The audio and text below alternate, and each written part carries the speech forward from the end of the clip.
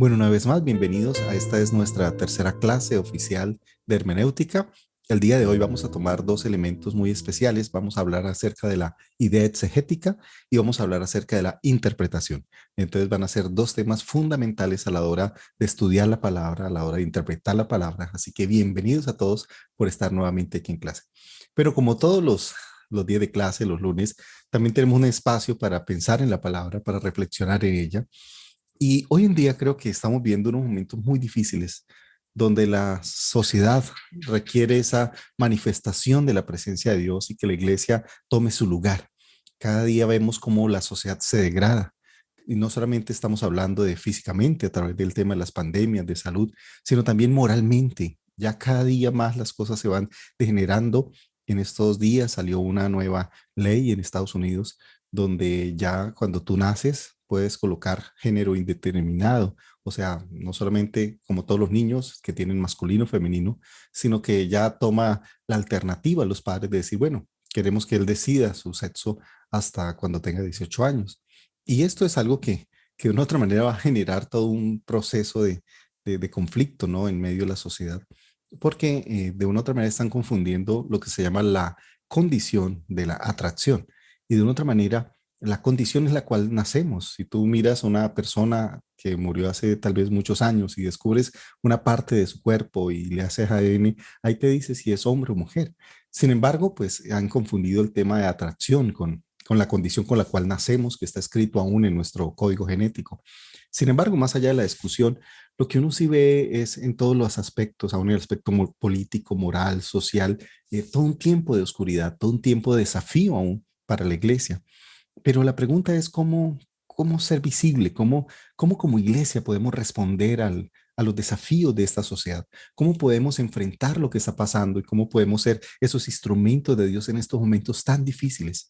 Y para pensar en esto, quisiera ver un pasaje que alguna vez hemos estudiado en la iglesia, que es un pasaje de un personaje en la Biblia maravilloso, que creo que todos los conocemos, es un referente aún en el Antiguo Testamento, aún para los judíos también, y es el profeta Elías. Yo creo que de los profetas, por así decirlo, admirados, reconocidos, viendo el poder de Dios y la gracia de Dios sobre él. Y qué interesante mirar un poco lo que es su vida. Y por eso quiero invitarle que si podemos ir ahí a primer libro de Reyes, el capítulo 17, y vamos a leer solamente el versículo número 1. Quisiera compartir con ustedes la imagen de la palabra, por si no lo tienen ahí a la mano. Pero aunque todos deben tener en ese momento la Biblia, pero dice así la palabra del Señor. Perdón, pastor, 27. 17, Ok. 17 de primer libro de Reyes, 17, verso 1, ¿ok? Versículo 1. Dice así la palabra del Señor. Dice, entonces Elías, perdón, dice entonces Elías Tisbita, que era de los moradores de Galaad, dijo a Acab, vive Jehová Dios de Israel, en cuya presencia estoy, que no habrá lluvia ni rocío en estos años, sino por mi palabra. Wow, este es una palabra que de una u otra manera es desafiante, ¿no? Una persona que se atreve a enfrentarse al rey de momento. Ahora uno diría una persona arriesgada, una persona que asume este desafío como instrumento de Dios. Pero la pregunta que aparece en este pasaje es, bueno, ¿y quién era Acab? ¿Qué estamos hablando acá? Bueno, cuando la Biblia habla de Acab no era cualquier rey.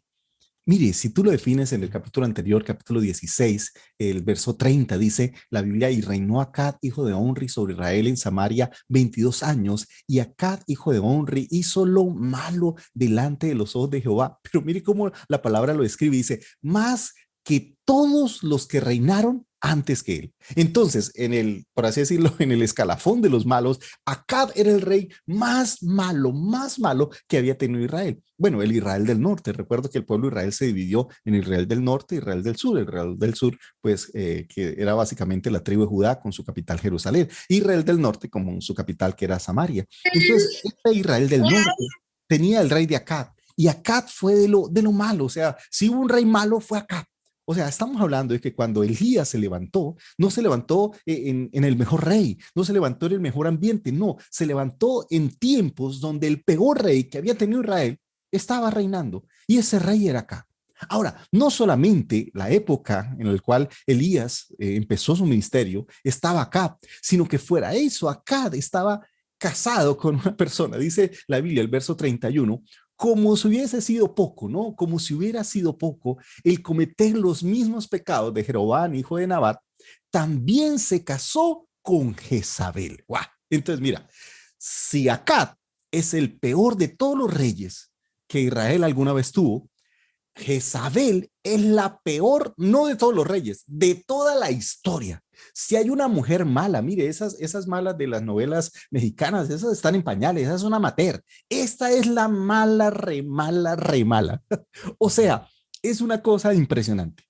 Ella es la que, por así decirlo, la tipificada mujer tan mala que por allá en una de las cartas en el Nuevo Testamento se habla acerca de tener cuidado, bueno, perdón, en el Apocalipsis, hablándole a una de las iglesias, el Señor le dice, cuidado con el espíritu de Jezabel, o sea, casi que es tipo, ya casi que es tipificada como un demonio, o sea, una mujer terrible, o sea, una mujer que llegó a hacer tanto daño, a hacer tanta influencia, a ser tan nociva y de una otra manera que fue algo crítico. Entonces tenemos el peor rey, que era Kat, y tenemos la peor de las mujeres yo creo que esa sí no es del reinado, sino de toda la historia que han existido. Ahora, no solo eso, ¿no? Cuando uno sigue leyendo, es que no solamente tenían un rey malo, sino que esta mujer dice y sigue diciendo la palabra del Señor, dice que ella era hija de Ed-Baal. Y Ed-Baal, la traducción de ese nombre significa Baal es Dios. Y este Ed-Baal era el rey de los Sidonios. Y dice la Biblia que Acab se dedicó a servir a Baal y adorarlo. Un Baal que pedía el sacrificio de niños, un Baal que llevó a la degradación moral, social y espiritual del pueblo de Israel. Entonces, era un tipo que era terrible. Entonces, Acab, al casarse con esta mujer Jezabel, y ella era hija de Baal, que era, por así decirlo, todo un declarador y adorador de Baal, pues entonces Acab también decide adorar a este Dios Baal, y no solamente lo adora a él, sino que induce a todo el pueblo, a toda la nación, que también le adore. Ahora, no solo había un rey malo, ¿no? No solamente había una reina mala, sino que también el ambiente que había era un ambiente de desafío a Dios. Mire lo que dice, por ejemplo, unos versículos más adelante. Dice la palabra del Señor, dice, en su tiempo, el verso 34, y él de Betel, imagínate, Betel, que significa casa de Dios, dice, reedificó a Jericó. Ahora, recuerdan que cuando el Señor les entrega Jericó, les dice, nunca más la construyan. Y si alguien la reedifica, pues lo va a pagar con dos de las cosas más preciadas para toda persona, especialmente para todo padre, su hijo mayor y su hijo menor. Son de las cosas más dolorosas, lo que uno cuidaría, uno jamás arriesgaría la vida de sus hijos por algo. Entonces hubo como una sentencia, pero esta gente estaba dispuesta a desafiar aún la palabra de Dios, no importando lo que sucediera. Y dice la Biblia que él decide reedificar a Jericó cuando Dios había dicho que no lo hiciera. ¿Y qué pasó? Pues vino la consecuencia, dice, a precio de la vida de Abirán, su primogénito, echó el cimiento, y a precio de la vida de Segub, su hijo menor, puso sus puertas conforme a la palabra que Jehová había hablado por Josué, hijo de Nun. O sea, era un tiempo de desafío. Era un tiempo que de una u otra manera estas personas están dispuestas a desafiar al Señor, a desafiar la palabra del Señor, a decirle, sabes que no nos importa lo que Dios ha dicho. Y si eso va en detrimento de nuestros hijos, pues no nos importa. Vamos a hacer todo lo contrario a lo que Dios dice que debemos hacer. Ahora, en este contexto de historia, de inmoralidad, de alejamiento de Dios, es que se levanta Elías. Ahora, aquí llama la atención de Elías, ¿no? Llama la atención su nombre. Porque, ¿qué significa el nombre Elías? Y yo creo que ya con eso está uno de los mensajes más hermosos. Porque uno pensaría, ¿de dónde viene ese nombre? Yo no sé si es el nombre con el cual nació o si es el nombre que él decide asumir, pero es un nombre muy significativo porque Elías viene de la palabra Eliyah, o lo que significa es Yahvé es Dios o Jehová es Dios. Recuerdan, el padre de Jezabel se llamaba Ed-Baal, en el cual en su nombre él anunciaba que Baal era el Dios. Y se levanta una persona, se levanta un profeta a decir, no, Baal no es el Dios, Jehová es Dios, Yahvé es Dios. Así que cada vez que llamaban a Elías, cada vez que se acordaban de Elías, cada vez que mencionaban el nombre de Elías, estaban mencionando quién era el verdadero Dios. Elías en su nombre le estaba recordando al rey, le estaba recordando a la nación quién era el verdadero Dios, que Baal no era Dios. Y yo creo que en esto llama la atención porque Tal vez a veces nosotros pasamos un poco, como dice popularmente, de agache, como que de una u otra manera nos quedamos en el anonimato frente a lo que está pasando, como que preferimos quedarnos callados, no hacer nada, y las cosas que suceden como que nos volvemos casi cómplices de ellas, porque sencillamente no reaccionamos a ellas. Y entonces uno ve todo un degeneramiento en la sociedad, un degeneramiento de los principios de Dios y decidimos a veces quedarnos callados, seguirnos reuniendo, haciendo nuestras culticos. Bueno, ahora no podemos hacer los cultos en vivo, entonces en nuestras redes sociales y para que no nos cierren el canal y para que de pronto no nos pongan ninguna traba. Entonces hablamos lo que todo el mundo quiere escuchar, no tenemos problemas con nadie, tratamos de ser políticamente correctos y se nos está olvidando que una de las razones por las cuales Dios nos llama como líderes es para hacer luz, es para que marquemos la diferencia, es para que seamos la conciencia moral de esta nación, que seamos la conciencia espiritual, que le recordemos a esta nación, a este mundo, la palabra de Dios. Cueste lo que cueste, pase lo que pase. Tal vez habrán cosas que la gente no quiere escuchar, pero debe escuchar. Y yo sé, por el hecho de mencionar hoy en día muchas cosas, ya tienes el peligro de ser vetado, de que en las redes sociales seas cortado, de que cierren tus redes sociales, ya sea WhatsApp, Twitter, Facebook, lo que sea. Pero necesitamos personas como Elías, que se atrevan a ser valientes, que aún en su propio nombre tengan el carácter de Dios, que le recuerden a este mundo que se ha perdido, que está enseñando lo equivocado, que está enseñando las cosas malas, que le recuerden. Mire, por eso el Señor decía, si la sal pierde su sabor. O sea, si nosotros que estamos llamados para ser la conciencia de esta región, pero perdemos el sabor, ya no salamos, entonces no sirve para nada. ¿Para qué somos iglesia si no estamos transformando?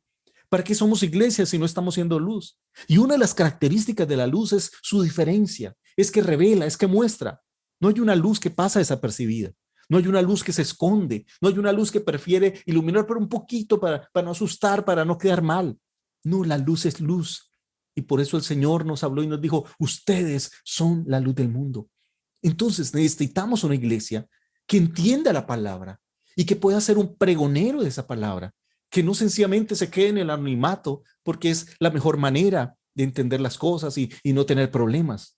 No estamos llamados a recordarle aún a nuestras autoridades, a recordarle no a rendirnos frente a ella, porque me da tristeza cómo la iglesia, aún en nuestro país, se ha rendido ante los políticos y sencillamente ha buscado su pleitesía y ya no les dice nada.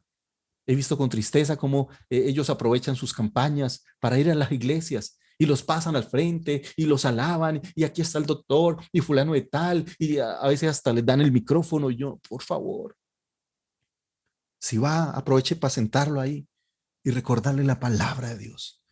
No estamos ahí para aplaudir políticos, estamos para proclamar quién es el rey, proclamar la palabra de Dios, la verdad de Dios. No la rebajemos ante nadie ni ante nada. Que así sea el rey de turno, le digamos, rey, estás equivocado. Baal no es Dios, Jehová es Dios, Yahvé es Dios, el Señor es el verdadero Dios. Ahora, pero de este versículo número 1 llama algunas cosas la atención. Yo les dije que la clave está en la observación. Y uno observa en este pasaje que falta algo. Uno diría, a este cuento le falta un pedazo. Recuerdan, es la primera aparición del profeta Elías. Y en su primera aparición solo nos dice este versículo. Así que aquí falta algo. ¿Y qué es lo que falta? Cuando uno observa, recuerden que la palabra es interesante lo que dice, pero también lo que no dice. Y hay algo muy interesante que no dice. ¿Y qué es lo que no dice? Lo que no dice es su familia. Todo personaje en la Biblia, cuando entra en escena, siempre se nos dice fulano de tal, hijo de la tribu de la región de. Mire, para un judío es muy importante no solo su nombre, sino su familia, su linaje, porque entonces uno ya ahí describe, es levita, es de la tribu de Judá, es de la tribu de. Y ya de una u otra manera tiene todo un respaldo. Ya uno dice, claro, es de tal familia, claro, ahí viene una familia sacerdotal, claro, tiene un linaje especial, claro, no. Aquí vemos una persona que no se nos menciona el padre, no se nos menciona su familia, no se nos menciona su linaje, solo se nos dice el nombre, pero no dice nada más. Y eso llama la atención porque Dios aquí está usando una persona que no tiene trasfondo, que no tiene familia, que no es, por así decirlo, no es de sangre azul, no es de un linaje especial, no es que tenía una condición favorable, claro, era alguien que estaba ahí en el sacerdocio o era alguien que estaba ahí no sé, de la familia de la realeza. No, sencillamente nos dice alguien que surge, entre comillas, de la nada, pero que está en las manos de Dios. A veces creemos que para que nuestra nación cambie, ese cambio tiene que venir de personas famosas, tiene que venir de cantantes famosos, tiene que venir de personas que tengan la mega iglesia, que vengan, no sé, de esa influencia, ese poder, que se codee ahí con los políticos. Mire, tal vez si tú esperas cambios de ellos, tal vez nunca llegue. Ellos están buscando personas como tú, que tal vez nadie las conozca, que tal vez sean desconocidos para el mundo, pero conocidos para Dios, instrumentos en las manos de Dios. Tal vez no tengas una familia reconocida, tal vez no tenga un poder económico que te acompañe, pero lo más importante es que tengas el respaldo de Dios, porque eso sí llama la atención. No solamente llama la atención las palabras, ¿no? Porque ¿con qué palabras se dirige ante el rey? No, no se está dirigiendo ante cualquier persona, se está dirigiendo nada más y nada menos que ante el rey. ¿Y cómo le dice al rey, no? Y esa palabra y esa expresión que utiliza, dice, vive Jehová, Dios de Israel, en cuya presencia estoy, dice que no habrá lluvia ni rocío en estos años, sino por mi palabra. ¡Wow! De una u otra manera, es un pasaje que me encanta, es impactante, es solo un versículo, pero me impacta, porque me impacta sus palabras. No llega ahí para alabar al rey, para decirle, oh rey maravilloso, no, admiro tu capacidad, admiro tu administración, admiro tu reinado. No llega ahí con una palabra, dice, de parte de Dios. Y le dice, no habrá lluvia ni rocío en estos años, ni siquiera estos días, en estos años, sino por mi palabra. Ahora, lo que me sorprende no son las palabras que dice. Lo que me sorprende es la autoridad con la que lo dice. Porque uno puede decir muchas cosas, uno puede predicar muy bonito, pero el tema no es lo que uno dice, el tema es la autoridad con la cual uno dice las cosas. Porque hablar bonito es fácil, decir cosas es fácil. Yo puedo decir, a partir de hoy no volverá a llover por esta semana. Bueno, eso lo digo yo. Del dicho al hecho, o sea, que eso suceda, eso hay un gran trecho. ¿Cuántas personas nos dijeron el año 2020, el año de la bendición, el año de la prosperidad? Y prepárese porque Dios le va a ensanchar su vida y prepárese porque va a haber, mejor dicho, va a haber tanto dinero que no va a tener dónde echarlo. Y sí, no va a tener dónde echarlo porque nunca llegó. O sea, yo puedo decir muchas cosas, cosas que suenen bonito, cosas que la gente aplauda, cosas que la gente diga, amén, sí, gloria a Dios. El tema no es decirlo, es la autoridad con la cual lo digo. Mire, voy a decir una frase muy sencilla. Mire esta frase, es una frase fuerte. A partir de hoy, no quiero volverlo a ver en esta empresa. Una frase fuerte. El tema no es la frase, el tema es quién la dice. Porque si la dice el mensajero o el empleado a su jefe, a su patrón, ¿eso qué es? Un chiste. Ay, patroncito, a partir de hoy no lo quiero volver a ver esta empresa. ¡Oh, oh, oh! Un chiste no muy gracioso, pero bueno.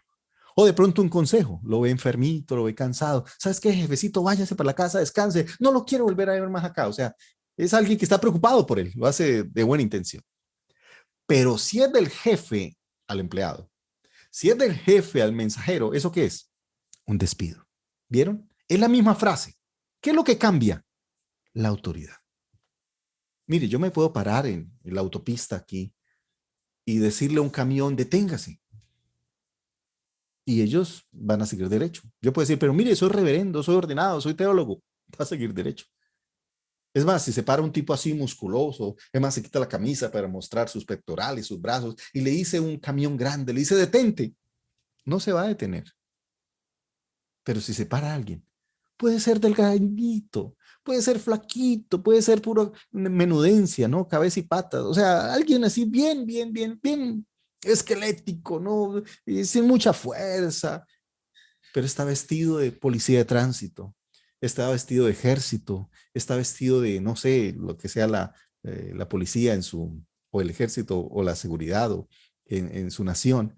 Pero si está vestido con esa autoridad del Estado y le dice a un camión detente, se va a detener. No por la grandeza de la persona, sino por la autoridad que representa. Usted no está viendo si esa persona es grande o pequeña. No está viendo si esa persona tiene fuerza o músculos. Está viendo la autoridad. Y creo que ese es el llamado de Dios. Porque sí, la iglesia está. El problema es dónde está su autoridad. Sí, hay personas que predican de Dios. Sí, hay personas que hablan de Dios. Eso tal vez no lo desconocemos. Hay personas que declaran muchas cosas, dicen muchas cosas a nuestra nación, a nuestro país. Eso no lo desconocemos. El problema es con qué autoridad las decimos. Porque esto no se trata de las palabras que yo digo. Eso se trata de la autoridad con la cual yo digo las cosas. Y a eso estamos llamados. No estamos llamados a decir palabras bonitas, frases motivacionales. Yo creo que el país, la nación necesita ver personas con la autoridad que viene de parte de Dios. Ahora, pero la pregunta es, ¿de dónde venía la autoridad de Elías? Ya les dije, no venía una familia adinerada, no venía no sé, de una tribu en especial. ¿De dónde venía su autoridad? ¿Cómo es posible que él dice que no llueva y efectivamente esa palabra se cumple? ¿Cómo es posible que él le anuncie al rey que no va a llover y efectivamente sucede? ¿De dónde viene esa autoridad? Que puede ver ese respaldo de la creación. ¿Dónde viene esa autoridad? Y una de las cosas, reglas hermenéuticas, es que la Biblia debe interpretar la Biblia. Así que si vamos a responder esta pregunta, pues tenemos que ir a la palabra de Dios, que nos dice de dónde venía la autoridad. ¿Cómo fue posible que una persona sin apellido, sin nombre, sin familia, así reconocida, aparentemente llegue ante el rey Acab y tenga esa autoridad tan impresionante, que los cielos confirmen la palabra de Elías? Porque como digo, yo puedo decir muchas cosas, pero es solo el que tiene autoridad que se hacen. Yo no puedo llegar a una empresa a decir, bueno, hagan esto. Eso si no tengo una autoridad en esa empresa. La única autoridad en mi casa. Y eso, no mentiras, porque en mi casa se hace lo que yo obedezca. No, un chiste malo. Pero lo que quiero decir es, el tema es qué autoridad tenemos. Ese es el tema y dónde tenemos autoridad. Entonces, si yo le voy a hablar a la nación, debo tener autoridad de parte de Dios. Si yo le voy a dar a la creación misma, pues tengo que tener esa autoridad y esa autoridad debe estar ahí en mi vida. Entonces, ¿de dónde viene? Y vamos a mirar en la Biblia qué nos dice, cuál es el secreto. Y entonces uno puede mirar en la palabra del Señor y puede mirar en la carta de Santiago. Y podemos ver ahí en el capítulo 5, el verso 16. Dice, la oración eficaz del justo, o en otra versión que está mejor, es la oración del justo. ¿Sí? No es que haya oraciones eficaces y no eficaces, no. La clave no radica en la oración, radica es en la persona. Dice la clave, la oración del justo es, en otra versión dice, es poderosa y eficaz. O aquí dice, la oración eficaz del justo puede mucho. Y nos dice, Elías era, y mire cómo lo describe, un hombre sujeto a pasiones semejantes a las nuestras. O sea, Elías era una persona común y corriente. Elías era una persona como tú y como yo. Elías era una persona sencilla que tal vez tenía las mismas características que tal vez nosotros tenemos. Era una persona muy sencilla. Sin embargo, ¿cuál fue la diferencia? ¿Qué hizo la diferencia en él? ¿De dónde venía su autoridad? Dice la Biblia, y oró fervientemente para que no lloviese, y no llovió sobre la tierra por 3 años y 6 meses. Entonces, la clave de Elías, de donde radicaba su autoridad, era en su vida de oración. Y esto llama la atención, porque ¿qué hizo la diferencia en Elías? Su vida de oración. Pero pregunto, ¿qué tipo de oración? Dice la Biblia que oró fervientemente. O sea, nos está hablando de una oración de continuidad, de tiempo con Dios. Pero pregunto, ¿oró frente a Acab? Entonces empezó a orar y a reprender ahí en ese momento que estaba orando con Acab. No, el Señor dice que ora a tu Padre que está en lo secreto y tu Padre que te ve en lo secreto te recompensará en público. Entonces la oración de Elías no es una oración pública. No es que reunió a Israel diciendo, y vamos a orar y vamos a clamar. No, fue algo que él hizo en privado. Fue algo que él hizo en secreto con Dios. Es más, ¿recuerdan cuando oró para que volviera a llover? Otra vez se fue a solas a orar y estuvo ahí clamando al Señor. Y el Señor le dio la respuesta. Entonces, así como cuando oró para que lloviera, me imagino que fue muy parecido. Yo creo que tal vez oró más tiempo para que no lloviera, pero fue un tiempo con Dios clamando al Señor. Entonces, por eso nos está hablando que la clave de la autoridad está en la oración, pero no en la oración pública, sino en la oración privada. En esa oración que yo hago en secreto con Dios. Sí, hoy tenemos cultos de oración, ayunos, cadenas de oración, pero no oramos, pero no pasamos tiempo con Dios. Y a veces el Señor está llamando a que nos despertemos a orar. Por eso la Biblia dice que si mi pueblo que invoca mi nombre se humilla y orare, dice, entonces yo iré desde los cielos, perdonaré su pecado y sanaré su tierra. Y yo creo que necesitamos esos siervos de Dios, esos instrumentos de Dios que oran, pero no para que la gente los vea, no para decir frases muy bonitas y para creer con 2 cultos de oración y en las redes sociales, ya con eso vamos a lograr el cambio, sino personas que oren al Padre en lo secreto, personas que estén ahí metidas en la presencia de Dios, que busquen al Señor, que tengan esa intimidad con el Señor. Y por eso no es orar durante, sino orar antes. Mire, fue la misma, tal vez, vida que uno ve en Jesús. Jesús jamás hizo una oración larga en público, jamás. Sus oraciones fueron donde en privado. Pasaba toda una noche orando, buscaba los lugares desiertos para orar, oraba allí a su Padre. Es más, cuando llega ante la tumba de Lázaro, él no hace una oración larga ante Lázaro. ¿Cuál fue la oración que él hizo? Que realmente no es como una oración, sino una expresión a Dios. Dice, Padre, te doy gracias por haberme oído. ¿Qué significa eso? Que Jesús había orado antes de ir a la tumba de Lázaro. Ya había estado clamando al Padre, ya había estado orando al Padre para que resucitara a Lázaro. Y por eso le está diciendo, Señor, te doy gracias por haberme oído. No es que en este momento hasta ahora le está hablando a Jesús, al Padre. No, ya había hablado. Y otra vez nos muestra la importancia de esa oración en privado, de esa oración a solas, de esa oración antes del problema, antes de la circunstancia. No durante el problema, no durante la enfermedad, sino antes. Es esa oración en secreto lo que recompensa en público. Ahora, pero déjame terminar este tiempo pensando, bueno, ¿y por qué Elías estaba orando para que no lloviera? Generalmente uno como ora, Señor, detén la pandemia, oh Padre Celestial, manda la lluvia, bendiciones. Por favor, yo no creo que haya un culto que diga, vamos a tener noche de desierto, noche de sequía, vamos, lo invito, noche de pérdida de empleo, noche de pérdida de salud, vamos, el que quiera una pérdida de empleo, venga, reciba. No, ¿cuáles son nuestras oraciones? Señor sana, Señor prospera, Señor ayuda, Señor bendice, y la gente, no, pare, sigue, sigue, no, pare, sigue. Ah, bueno, es una canción de la competencia. Pero, pero estamos ahí buscando los beneficios, buscando las bendiciones de Dios, y a eso vamos, que alguien ore por nosotros para que nos bendiga. No creo que nadie se levante diciendo, Señor, y ya que mandaste la pandemia, también manda, Padre Celestial, un tiempo de escasez económica, Señor. Oh, que perdamos el empleo, Padre. Oh, Señor, que Padre Celestial, tú seas que los que medio están enfermos, Señor, que te lo lleves de una vez. Oh, nadie ora así. ¿Cómo es que Elías está orando para que no llueva? ¿Cuándo usted encontraba a alguien que está orando para eso? Uy, Señor, quítanos el trabajo a todos. Señor, esta pandemia fue muy suave. Manda una peor, Padre Celestial. Te lo pedimos, Señor. Sí, ese pastor está loco. Y usted por allá no vuelve. ¿Sí o no?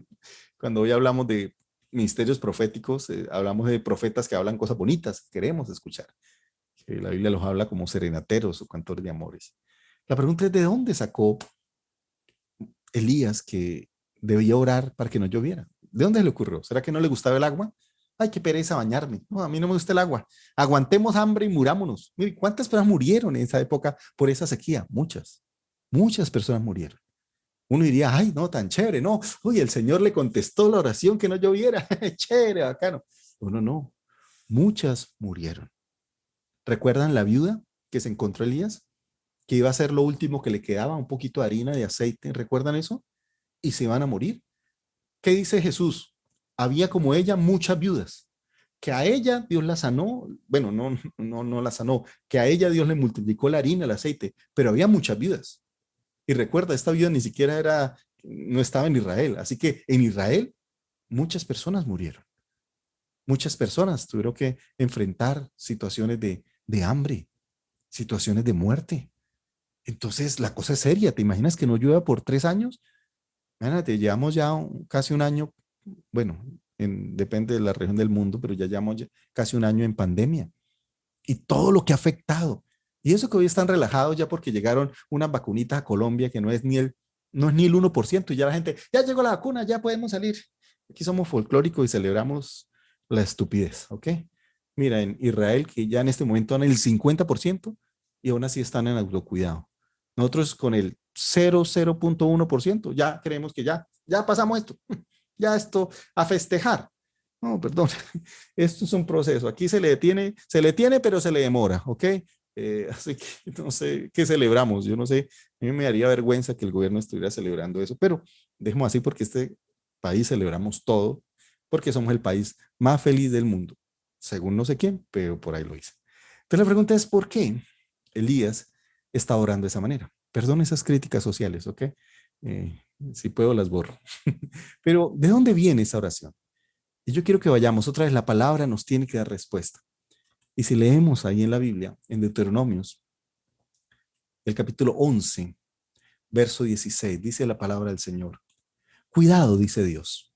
No se dejen seducir, no se descarríen ni adoren a otros dioses, ni se inclinen ante ellos, porque entonces se encenderá la ira del Señor contra ustedes y cerrará los cielos para que no llueva. El suelo no dará sus frutos y pronto ustedes desaparecerán de la buena tierra que les da el Señor. Wow. Wow. ¿De dónde venía esa oración? De la palabra de Dios. Así que, ¿qué es lo que estaba orando Elías? Señor, cumple tu palabra.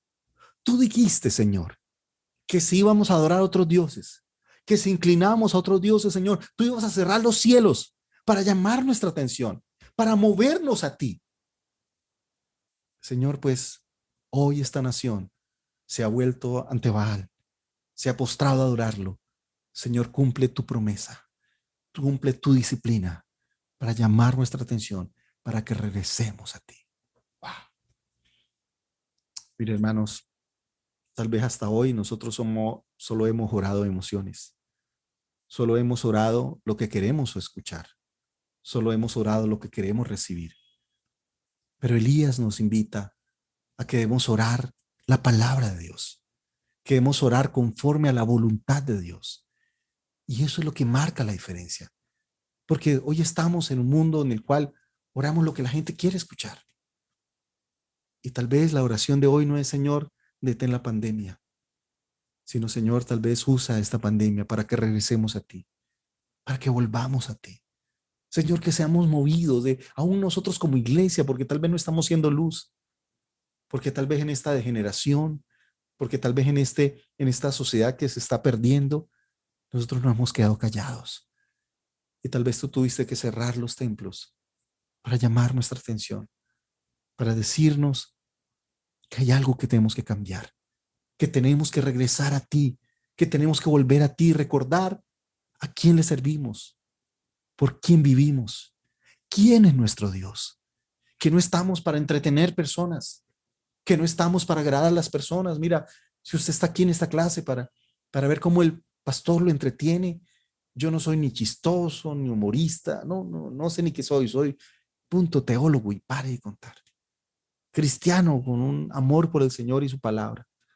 Pero necesitamos oraciones llenas de la palabra de Dios, no llenas de humanismo, no llenas de sensacionalismo, no llenas de emociones que tal vez mueven los sentimientos y las emociones de la gente, y la gente está ahí, oh sí, qué chévere, no, qué culto tan espectacular, no, qué palabra. Necesitamos volver a la palabra de Dios. Necesitamos hacer lo que estamos haciendo aquí, estudiar la palabra. Y yo quiero invitarles a eso. Necesitamos una iglesia que ore, pero que estudie la palabra. Que cuando clame al Señor, que cuando ore, lo haga con base en la palabra. Que su predicación, que la forma de orar no es para endulzar los corazones o los oídos de las personas que están presentes. Tal vez no es decirles lo que ellos quieren escuchar, sino es decirles lo que deben escuchar. Y a eso estamos llamados. Y a eso Dios nos invita, a que seamos pastores, no serenateros de amores, por favor, que es lo que el Señor le dice a los profetas. Ustedes son serenateros de amores, cantores de amores, que dicen palabras que todo el mundo quiere oír. Yo necesito unos líderes, unos pastores que estén en mi secreto, que hagan oír al pueblo mis palabras, no lo que quieren escuchar, no entretenerlos, no llegar ahí para ver cómo les agradamos, porque necesitamos dar números a la misión. o necesitamos tener números para sentirnos bien y que nuestro orgullo se sienta satisfecho. El día que tú prediques para complacer a la gente, se te olvida que la razón por la cual estamos es para complacer a nuestro Señor. A Él es que vivimos para agradarle, a Él es el que queremos darle la honra. Por eso quiero que oremos y le digamos, Señor, ayúdanos a ser siervos tuyos, que son sensibles a tu voz y se dejan guiar por ti. Te damos gracias, Señor, en este tiempo, por este momentico. Tal vez se me pasó un poco más de la media hora de devocional. Pero, Señor, levántanos, levanta hombres como Elías, que tengan tu corazón. Levanta hombres como Elías, Señor, que tengan tu pasión. Hombres como Elías que oren fervientemente y estudien tu palabra. Que sean conocedores de tu verdad y la proclamen y la prediquen y la anuncien. Levanta hombres y mujeres, Señor, dispuestos a ser usados por ti. En el nombre de Jesús. Amén. Bueno, buenas noches. Ahora sí, una vez más, Dios les bendiga. Qué bueno verlos a todos. Me encanta que estemos aquí ya todos en clase. Gracias por su puntualidad, por ese tiempo. Recuerde que estamos subiendo las palabras a YouTube. La clase pasada la subimos, pero de pronto esta semana la bajemos nuevamente porque nos cobraron derechos de autor. El devocional que yo puse tenía música de fondo y era una música prestada, así que me lo vetaron. Así que para evitar que YouTube me cierre el canal, me va a tocar quitarlo y volverlo a pasar sin música de fondo. Solo que es un trabajo más grave, más grande. Así que, por favor, de pronto mañana o pasado mañana voy a quitarlo y lo vuelvo a subir, ¿ok? Así que si usted quiere volverlo a ver, porque ya va a tener 0 vistas, pero bueno. Y vamos a subir también el nuevo, que va a ser el de esta clase. Pero una vez más, bienvenidos. Gracias por estar aquí juntos. Bueno, quise abrir la pantalla nuevamente porque les había dejado una tarea. Recuerden, vamos a estudiar un pasaje, vamos a aprender a la hermenéutica basados en un pasaje. Y quiero dejar unos minutos antes de empezar el tema de hoy para mirar cómo nos fue con la tarea. Quiero leer el pasaje un momentico para que los que están viendo YouTube puedan más o menos estar enfocados del pasaje que estamos leyendo. Entonces, estamos viendo básicamente todo el tema de la hermenéutica y vimos básicamente los 4 pasos de la exégesis o el proceso de exégesis. La primera es vea, que tiene que ver con la observación o responder a la pregunta que dice el texto. La segunda, la interpretación, que significa o que busca entender qué significa, y por eso la palabra clave aquí es aprenda. La tercera palabra es vincule, y es cómo se relaciona o el texto, o eso se llama también correlación. Y la última, viva, que tiene que ver con la aplicación, ¿ok? Y el texto que estamos mirando en este proceso de vea, que es el rol de un detective, básicamente es el texto de Lucas, capítulo 5, del 1 al 11. Y quiero leer para ustedes, dice así la palabra del Señor. Aconteció que estando Jesús junto al agua de Genezaret, el gentío se agolpaba sobre él para oír la palabra de Dios. Vio 2 barcas que estaban cerca a la orilla del lago, y los pescadores, habiendo descendido de ellas, lavaban sus redes. Y entrando en una de aquellas barcas, la cual era de Simón, le rogó que la apartase de tierra un poco. Y sentándose enseñaba desde la barca a la multitud. Cuando terminó de hablar, dijo a Simón: boga mar adentro y echad vuestras redes para pescar. Respondiendo Simón le dijo: Maestro, toda la noche hemos estado trabajando y nada hemos pescado, mas en tu palabra echaré la red. Y habiéndolo hecho, encerraron gran cantidad de peces y su red se rompía. Dice el versículo siguiente, verso 7, entonces hicieron señas a los compañeros que estaban en la otra barca para que viniesen a ayudarles, y vinieron y llenaron ambas barcas de tal manera que se hundían. Viendo esto, Simón Pedro cayó de rodillas ante Jesús diciendo: apártate de mí, Señor, porque soy hombre pecador. Porque por la pesca que habían hecho, el temor se había apoderado de él y de los que estaban con él, y asimismo de Jacobo y Juan, hijos de Zebedeo, que eran compañeros de Simón. Pero Jesús dijo a Simón: no temas, desde ahora serás pescador de hombres. Y cuando trajeron a barca, cuando trajeron a tierra las barcas, dejándolo todo, le siguieron. ¿Ok? Esta es la palabra que estamos estudiando. Este es el texto de tarea. Muy bien. Entonces, quiero que vayamos, como dijo el caníbal, vamos a ir por partes. La primera parte que queremos estudiar es, bueno, vamos a hablar un poquito del contexto histórico. Entonces, quiero que algunas personas puedan participar. Recuerda que estamos anotando aquí los que están participando. Entonces, me dice su nombre y da su aporte. Entonces, quiero preguntar un poco, ¿quién me habla algo del autor? ¿Quién es el autor de este evangelio? ¿Quién me dice algo del autor? Algo cortico, por favor. Buenas noches, pastor. Ok. Nosotras consultamos un poco y sobre el autor pudimos aprender que fue Lucas, que Ajá. escribió él mismo este texto. ¿Y quién era Lucas? Era médico, lo vemos en Colosenses 4 cuando habla y nos explica que es médico, se presenta, que es Sí, uno de los colaboradores de Pablo y los compañeros de la misión de Pablo. Y sí, pues posiblemente se unió a Pablo en el segundo viaje, cuando iba a Antioquía. sí. Eso consultamos sobre el autor. Perfecto. Muchas gracias. Muchas gracias. Bueno, ¿alguien más quiere agregar algo? Pastor, Pastor, yo encontré, Ah, ¿quién es? ¿Olmita sí, o Luz está Elena. también Luz Helena? Es que no la veo aquí. Ah, hermana Luz Helena. ¿Quién quiere? ¿Luz Helena, arrancas? Bueno, Ok. bueno, listo, pastor. Yo encontré pues que era natural de Antioquía de Siria, Muy que no bien. era judío, sino gentil, Ajá. y Gentil, era qué bien. conocedor del idioma griego. Su estilo literario pues prueba eso de que era muy conocedor del idioma griego. Dice que probablemente por su nombre, que viene de Lucanos o Lucanus, dice que de pronto era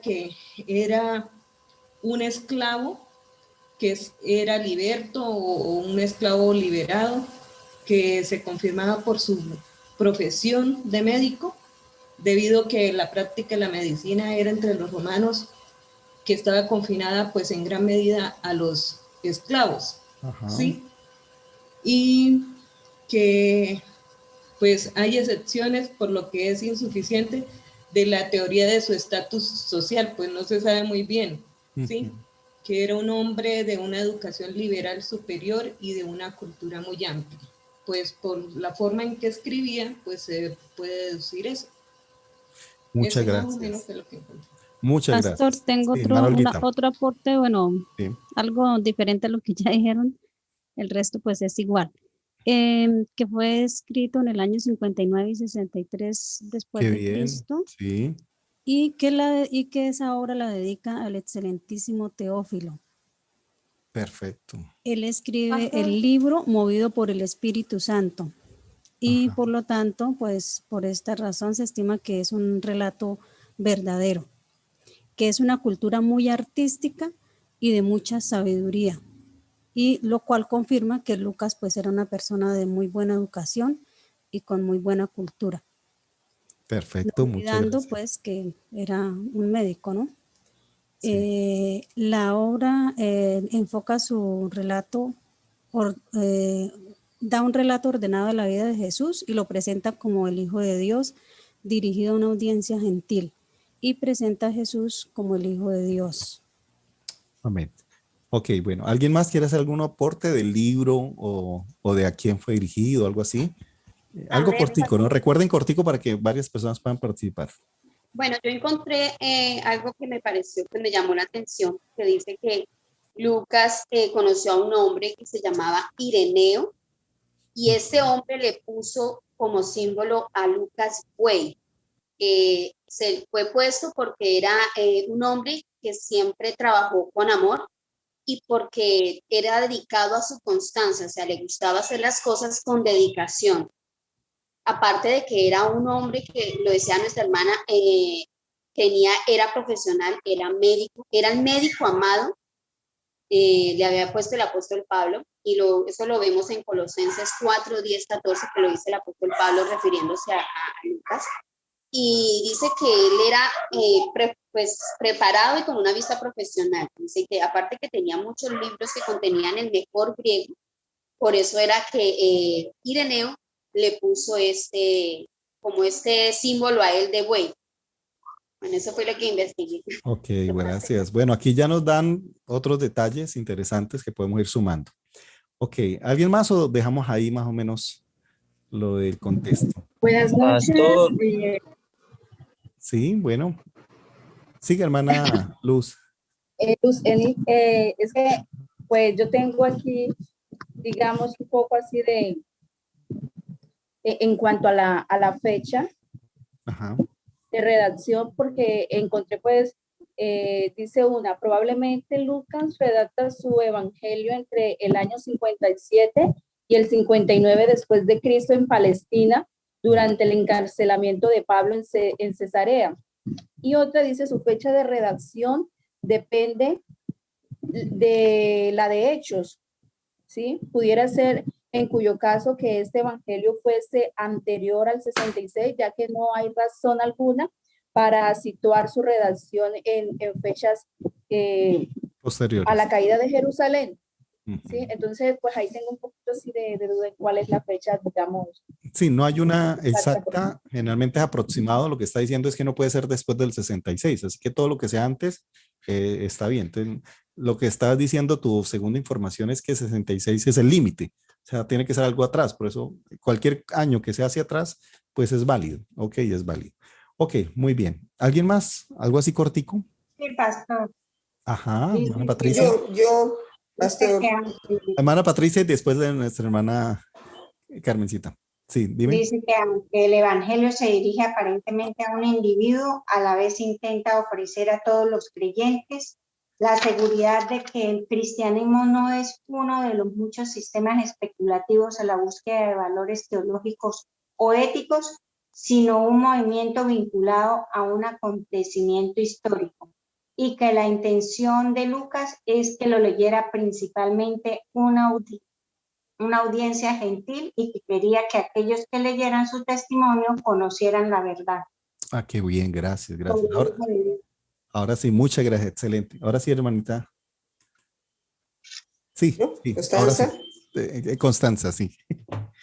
Yo leí algo que me llamó la atención, pastor, y es que Lucas no fue testigo presencial, él no estuvo nunca cerca a Cristo, Ajá. sino que a él le interesaba mucho la parte histórica, y para hacer sus libros se basó en lo que le contaron los demás que sí habían sido testigos presenciales cerca a Cristo.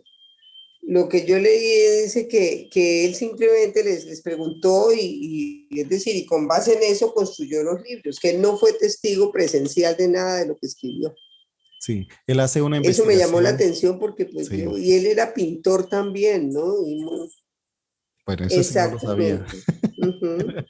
Ok, pero él sí, obviamente. investigó con los demás, pero no fue testigo real, no fue testigo Sí. presencial. Como sí lo fue de pronto Juan y Mateo, ¿sí? Y no sabemos Juan Marco, aunque Juan Marco se basa en Pedro, ¿no? Recuerda que Juan Marco fue el que escribió las cartas de Pedro, y muy seguramente el Evangelio de Marcos está basado en Pedro, y uno puede intuirlo por muchas cositas y muchas referencias. Así que muchas gracias a todos ustedes por todos esos detalles, y hay mucho más para investigar, pero bueno, dejémoslo hasta ahí. Como le digo, hay mucho más.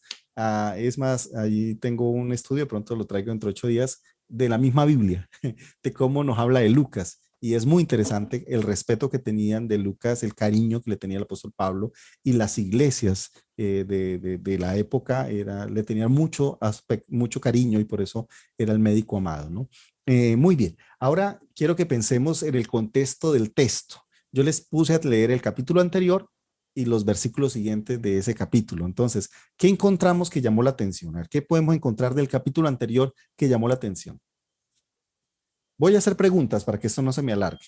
La primera es, este pasaje de la pesca o este pasaje del encuentro de Jesús con Pedro, ¿está al inicio, a la mitad o al final del ministerio de Jesús? Está al inicio. Al inicio. Muy bien, al inicio. Muy bien. Segunda, ¿qué detalles resaltan del capítulo anterior del inicio del ministerio? Cuando el Señor es bautizado. El Señor es bautizado. Y Ok, el Señor es bautizado, muy bien. ¿Qué más? ¿Qué más llama la atención? Hacía muchos milagros. Hacía milagros, ok. Estaba empezando su ministerio, hacía milagros. ¿Qué más? Muchas sanidades. Sanidades. ¿Qué más? Muchas sanidades. Iba enseñando por las sinagogas. Sí, Iba sí. enseñando por las sinagogas de Galilea y Capernaum.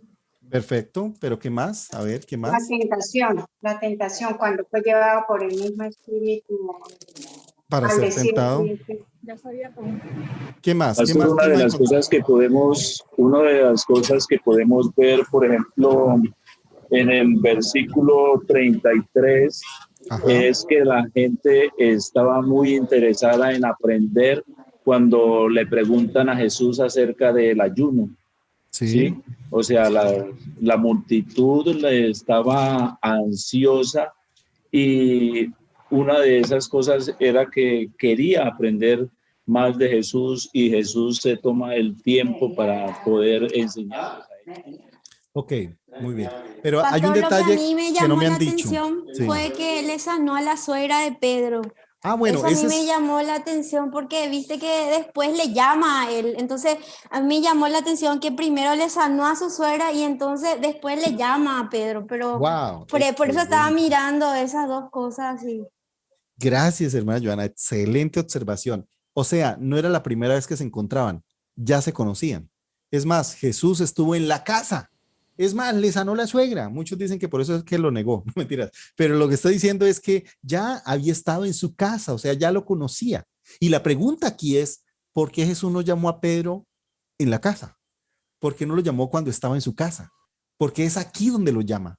Recuerde que es después de este relato, este suceso, que al final dice el Señor que lo llamó y le dice, venid en pos de mí y os haré pescadores de hombres. Pero ¿por qué no se lo dijo en la casa? Lo dice es ahora, en su lugar de trabajo. Recuerden, antes estaba en su casa, pero lo que estoy diciendo es que ya Jesús y Pedro se conocían, ¿ok? Los dos se conocían, al punto que estuvo en su casa. Gracias, porque ese es un dato muy importante para nuestro texto. Pero hay otro dato importante que de pronto no me han mencionado. ¿Qué más? Jesús se proclama en Nazaret como el Mesías. Acerca de el amor hacia los enemigos. Ajá. Bien. El amor hacia los enemigos y la regla de oro que podemos ver aquí en el capítulo 6 de 27. Pero estamos hablando del antes, ¿no? Del capítulo 4. En el a mí me llamó la atención, pastor, en el versículo 14, cuando él vuelve del desierto, que es cuando viene, va hacia Galilea lleno del poder del Espíritu, y es donde él empieza a actuar todo lo que nos narra de ahí en adelante. Ahora, pero hay otro elemento que tal vez nos mencionó un poquito la hermana Patricia, y es el hecho de que no todo el mundo quería a Jesús. Recuerdo que lo intentan matar. ¿Recuerdan eso? Pero que lo llevaron hasta, dice el verso 29, y levantándose le echaron fuera de la ciudad y le llevaron hasta la cumbre del monte sobre el cual está edificada la ciudad de ellos para despeñarle. O sea, ¿eso qué es? Para matarlo. Dicen, mas él pasó por el medio de ellos y se fue. ¡Wow!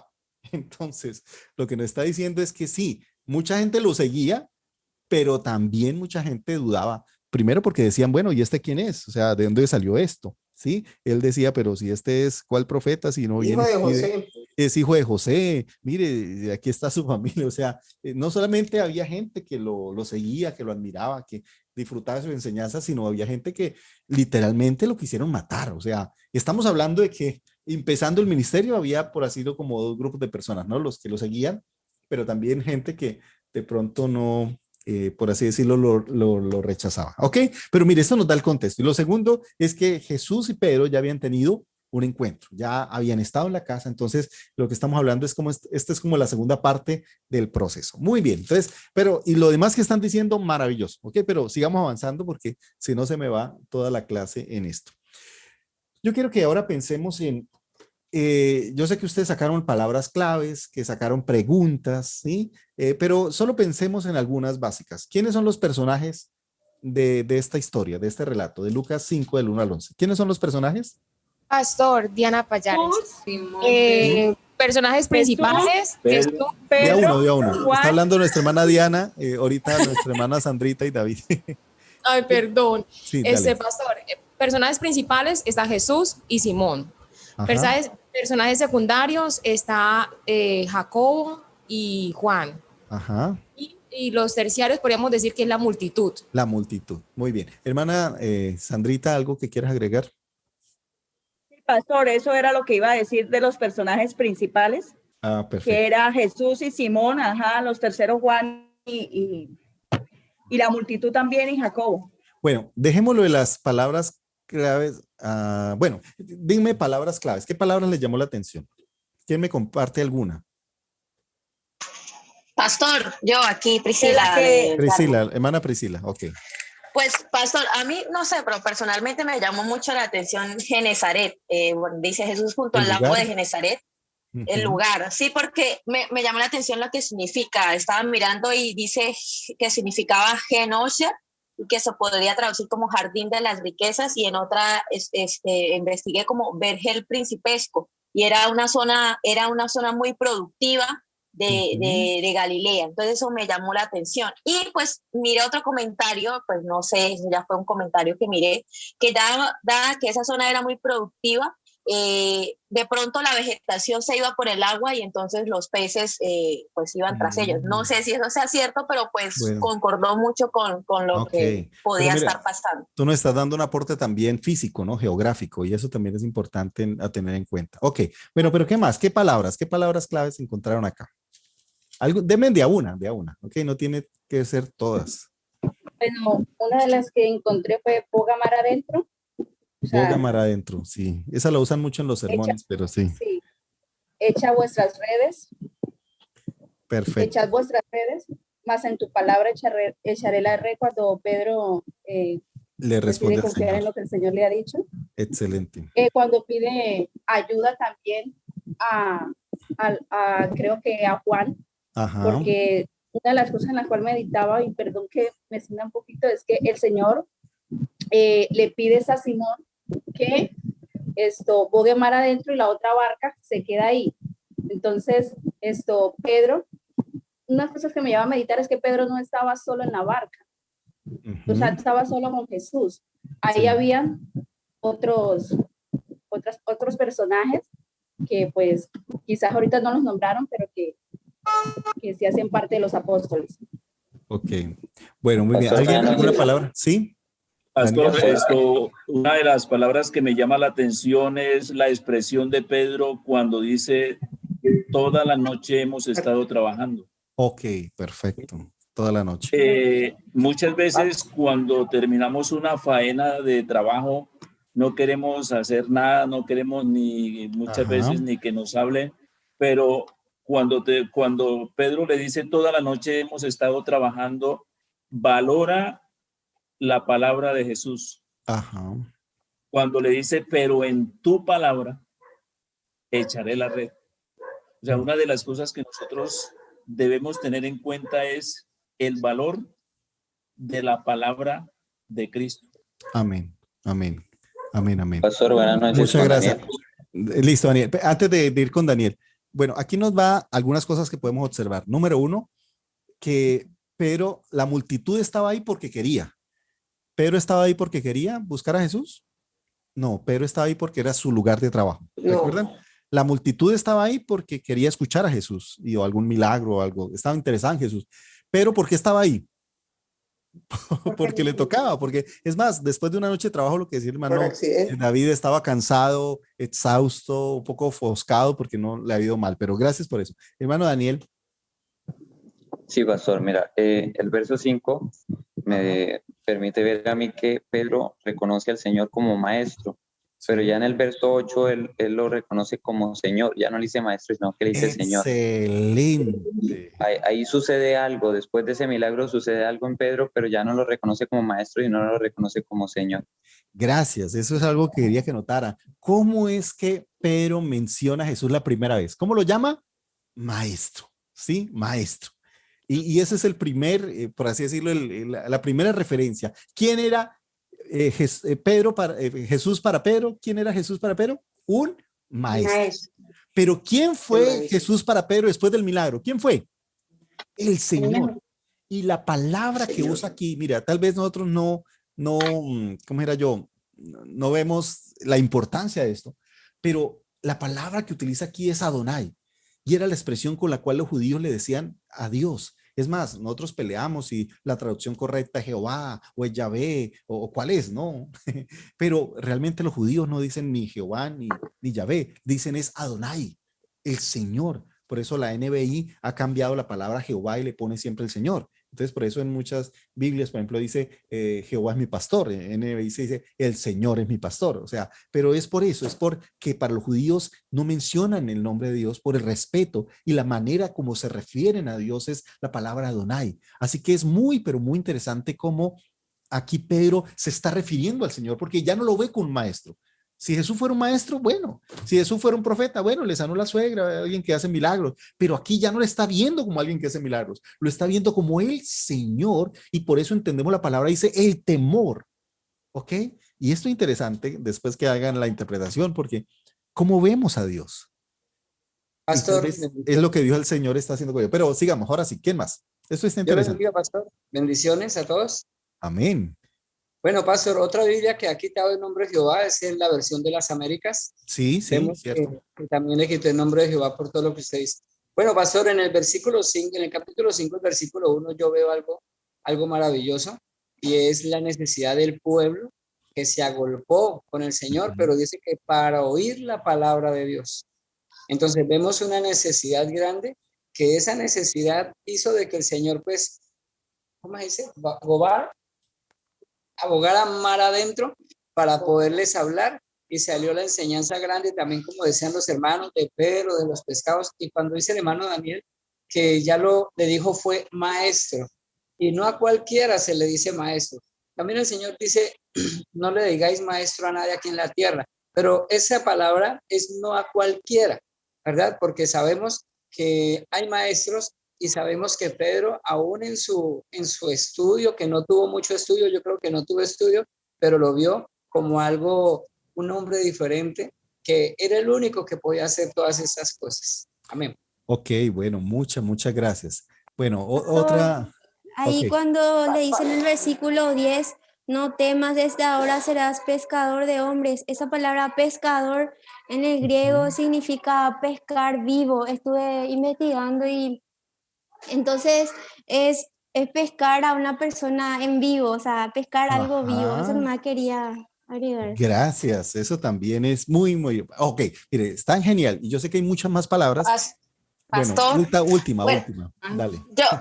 Yo quiero decir algo que me pareció muy interesante, y es que, vemos que Jesús le dice a Pedro, en algunas versiones dice que le rogó a Pedro que lo apartara un poco, y pues algo que me llama la atención es que por más que sea Pedro, Juan, y los pescadores también escucharon la palabra del Señor, ¿no? Y después de ahí fue cuando el Señor les dijo, cámara adentro. Entonces algo que me llamó mucho la atención es el versículo 5, cuando Pedro le dice, Señor o maestro, hemos pescado toda la noche, o sea, sí, pero dice, más en tu palabra, y estaba mirando que, pues, según unas versiones ortodoxas de la Biblia, dice dabar, o sea, es una palabra muy profunda, que dice que son los pensamientos de Dios. Entonces, me llama la atención cómo, pues, o sea, yo lo estoy pensando, cómo Pedro también escuchó la palabra y dijo, o sea, después de que Jesús hubiera compartido la palabra, la aplicó, ¿no? Dijo, bueno, no hemos pescado nada, pero acabo de escuchar la palabra que dio y voy en tu palabra a echar la red.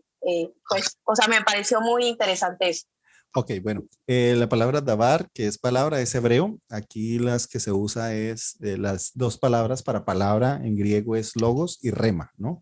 Ok, pero ese es otro tema cuando veamos griego, porque no los quiero dejar griego. Ok, ahí, dejémoslo ahí. Yo sé que esto se vuelve interesante y se nos va aquí toda la noche, pero recuerden que tengo que avanzar. Quiero llegar a un punto, es que alguien quiera compartir conmigo el bosquejo, o sea, ¿qué título le da? Recuerde que la Reina Valera le puso por título La pesca milagrosa, pero yo quiero que pensemos en otro título y en otro bosquejo, de dónde a dónde, como si tienes en 3 partes, en 4 partes, bueno, no sé, que hayas dividido. Entonces, necesito 1 o 2 bosquejos que ustedes hayan hecho. Entonces, el título, y usted me dice, punto 1 va el versículo tal, del 1 al 3, y ese es el título, del 4 al ya, este es el título. Alguien que me comparta un bosquejito pequeñito. Pastor. Luz Elena, muy bien. Bueno, yo lo dividí en 3 partes. 3 partes. El versículo 1 al 3 le coloqué como título Jesús enseña frente al lago. Perfecto. El versículo 4 al 5, la fe de Simón. Y el versículo 6 al 11, reconocimiento de la divinidad de Jesús. Excelente. ¿Y cómo, el título para todo, cómo lo llamarías? Todo yo le coloqué revelación de Jesús a Pedro. Muy bien, buen título. Ok, gracias. Muy bien. ¿Alguien más? ¿Alguien que me comparta así el bosquejo?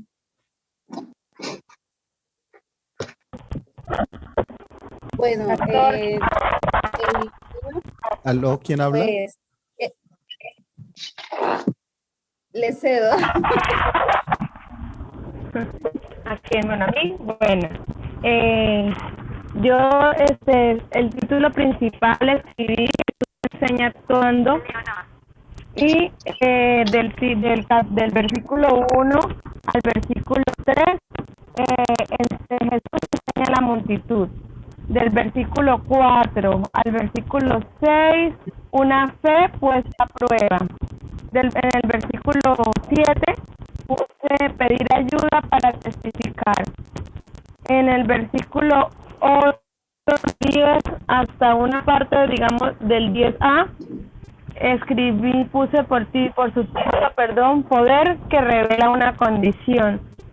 Y del 10b al 11, un llamado a seguirle. Amén. Ok, excelente. Bueno, venga, yo les comparto lo que sería mi bosquejo, ¿les parece? Déjenme terminar con mi bosquejo. No vayan a poner en su trabajo, por favor, porque este es el mío, ¿ok? Ustedes hagan el de ustedes. Pero venga, les comparto el mío. Perdón por lo que compartir, el de ustedes está creo que mejores, pero déjenme hacerlo sencillo. Así que el mío, mi bosquejo es este. Lo llamé un pescador pescado. Recuerde que Pedro era pescador.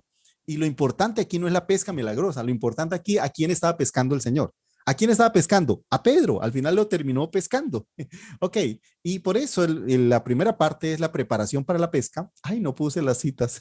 Bueno, esos son los primeros versículos. Ahí le pongo aquí la cita. Sería como del 1 al 3. Ok. Perdón, del 1 al 3. Ese sería como el tema de...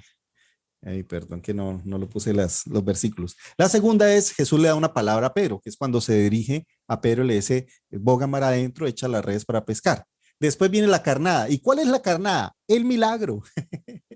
Recuerden que es eso. Mire, cuando uno dice la pesca milagrosa, generalmente están poniendo el centro de atención en la pesca. Y al final, ¿qué pasó? Dice la Biblia que dejaron todo y lo siguieron. O sea, al final, bueno, aquí sí está con los versículos. Aquí está. Jesús le da una palabra y este es el milagro, la carnada, que es el versículo 7. Para mí este es el versículo central. Esta es la clave del pasaje, porque esto que pasó aquí realmente era la carnada, era lo que al fin hizo que Pedro cambiara. Entonces por eso es la carnada, porque al final dice que dejándolo todo, le siguieron. Y por eso en la última parte es un pescador convencido y adherido. O sea, ahora no solamente está convencido de quién es el Señor, sino que ahora es parte de los discípulos del Señor. Y por eso lo llamé un pescador pescado o Jesús pesca a Pedro. Cualquiera de esos dos títulos me parece que es bonito, ¿no? Porque realmente esta es la historia de cómo Jesús pescó a Pedro, de cómo Jesús llamó su atención, de cómo Jesús lo transformó, de cómo el Señor Jesús lo cambió. Entonces, como digo, cuando no hablamos de la pesca milagrosa, pues a veces simplemente lo único que mostramos es el milagro y uno ve que al final el milagro pasó en segundo plano. O sea, al final, ¿dónde quedaron los peces? Los dejándolo todo. Mírate, ¿cuál es el sueño de un zapatero? Pues tener muchos zapatos. El sueño de una persona que trabaja, hacer ropa, pues tener un almacén lleno de ropa. Y cuando tú lo tienes, por fin, al final lo dejas. O tu sueño de tener mucho dinero y por fin cuando tienes todo el dinero, lo dejas por el Señor. Wow. O sea, por eso si me ponen que la atención es la pesca, no, al final la pesca simplemente fue la carnada. Pero me encanta el concepto del pescador. Me encanta porque es una imagen muy hermosa. ¿Qué es un pescador? ¿No? Un pescador es alguien que cambia el destino. Es alguien que, recuerda, un pez en el mar es un animal intrascendente que sencillamente vive para, nace, crece, reproduce y se muere. Así que vive para comer y reproducirse y después morir. Eso es todo. ¿Y qué intrascendente? ¿Qué hay en el mar? O para que un pez más grande lo coma ya. Pero cuando un pescador llega al mar, lo que hace es que le cambia el destino. Y de una vida trascendente, ahora termina cambiando su destino y ahora se convierte en alimento, porque al estar en el plato se convierte en vida. Y no hay mejor alimento y no hay mejor plato nutritivo que un pez. Así que ese pescador es alguien que le está cambiando la vida a un pez. Y yo creo que eso es lo que el Señor viene y cuando nos llama a ser pescadores, cambia nuestra vida, ¿no?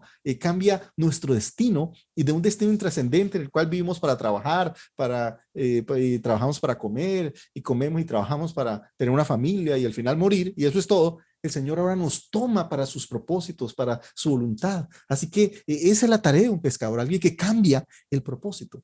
Pero otra de las cosas que me encantan de lo que significa ser discípulo, y es una frase que a mí me llama la atención este pasaje, es cuando el Señor le dice eso, ¿no? Que le dice, venid en pos de mí. Y yo creo que ese llamado del Señor a seguirle, ese llamado al Señor lo está invitando a que le siga. Y eso creo que es lo que debemos llegar, ¿no? De seguirlo a Él. Y es al llamado al que el Señor nos está invitando. Pero bueno, ok, gracias. Hay mucho más y como le digo, esto es solo observación, no vamos a pasar la interpretación a la predicación porque a veces nos ocurre que podemos pasar. Pero recuerda que hasta ahora estamos observando, hay muchos detallitos muy hermosos en este texto, en este pasaje. Ahora sí, tema de hoy, mire, ya se me fue mucho el tiempo. Pero hoy quiero que veamos un punto que es muy importante, que es lo que yo he llamado la idea exegética. Ahora, ¿qué es la idea exegética? Esto es muy importante al estudiar un texto, al estudiar un pasaje, porque cuando hablamos de la idea exegética, estamos hablando de mirar el tema. ¿Cuál es la idea principal del texto? ¿Cuál es el tema del texto? Y esto lo he tomado de eso. La idea exegética, o es la idea principal del texto, responde a dos preguntas. La primera es, ¿de qué está hablando el autor? O sea, ¿cuál es el tema? Ahora, ¿cómo yo voy a saber el tema? Con las palabras claves. Cuando yo tomo las palabras claves, que fue una de las cosas que les dije, hay que mirar las palabras claves, pues esas palabras claves me van a dar el tema, ¿ok? Por eso yo les decía que el tema aquí no es la pesca. ¿El tema cuál es? Pues sí la pesca, pero la pesca de Pedro, no la pesca de los peces. Porque muchas de las personas cuando predican este texto se centra es, y Dios te va a dar muchos peces y vas a tener una barca que se hunde. Bueno, ¿y para qué si al final la dejaron? Ese no es el tema, ese no es el centro. La palabra clave es cómo el Señor trabaja con Pedro, cómo el Señor trata con Pedro, cómo el Señor permite que haya una noche que no pesque nada y le muestra su milagro para llamarlo a él, ¿no? Para que tenga una visión diferente de Jesús. Entonces, por eso es importante definir el tema. Y lo segundo es que me dices, ¿qué me está diciendo sobre el tema? O sería el complemento. Entonces, la idea principal de un texto responde a dos preguntas. La primera, ¿de qué está hablando el autor? O sea, el tema. Y la segunda, ¿qué me está diciendo sobre el tema? Uno diría el qué del qué o el complemento. Entonces voy a hacer aquí unos ejercicios para que definamos el tema. Por ejemplo, mire esta frase. Por ejemplo, voy a poner una frase más sencilla. Si yo digo el cielo es azul, ¿cuál es el tema? Si yo digo el cielo es azul, ¿cuál es el tema? El cielo. No, yo no estoy diciendo todo el cielo. No estoy diciendo todo el cielo. El color del cielo. Ah, muy bien, el color del cielo, muy bien. El tema debe ser específico. ¿De qué me está hablando? El color del cielo. ¿Y cuál sería el complemento? Es azul, es azul. ¿Ok? Entonces, muy bien, excelente. Ahora miremos, ahora sí, unos ejemplos más prácticos. Si usted tiene el material, pues ahí también lo va a ver. Entonces, perdón. Venga y miramos aquí algunos ejemplos. Miremos algunos. La primera es, este primer ejemplo. Dice acá, y si usted tiene material puede ir, dice, un buen sermón nos deja asombrados de lo que sabe el predicador acerca de uno. ¿Cuál sería el tema aquí? ¿Cuál ¿Sermón? sería el tema? ¿Cómo? Sermón. ¿Los sermones? Pero es que no me está diciendo todo el sermón, ¿sí? Miremos palabras claves. ¿Cuáles serían las palabras claves de este pasaje? La sabiduría del predicador. Pero recuerde que debe ser palabras que están ahí, ¿no? La palabra sabiduría es muy bonita, pero sería sería un buen mejor. sermón. Eso, un buen buen sermón. sermón. Muy bien. Entonces, ¿cuál sería el tema? Un buen sermón. ¿Qué es lo que nos deja asombrados? Bueno, más bien yo lo pondría de esta manera, la característica de un buen sermón, ¿sí? La característica de un buen sermón, porque me está dando que una característica, ¿cuál es? El complemento. Dice lo que nosotros somos, o nos revela, o nos pone en evidencia, o al final como un espejo, ¿no? Nos descubre, dice cosas de nosotros, ¿no? Y eso es lo que está diciendo aquí. Esa frase lo que está diciendo es eso, ¿no? Como el tema, la característica de un buen sermón, y el complemento sería como revela lo que uno es. ¿Ok? Bueno, muy bien. Miremos otra. Dice así esta. Dice, el púlpito de hoy ha perdido su autoridad. Wow. Si quiero cerramos los micrófonos un momentito, por favor. Ok. Ok, ya. Eso, muy bien. Gracias. Muy bien. Dice la segunda frase.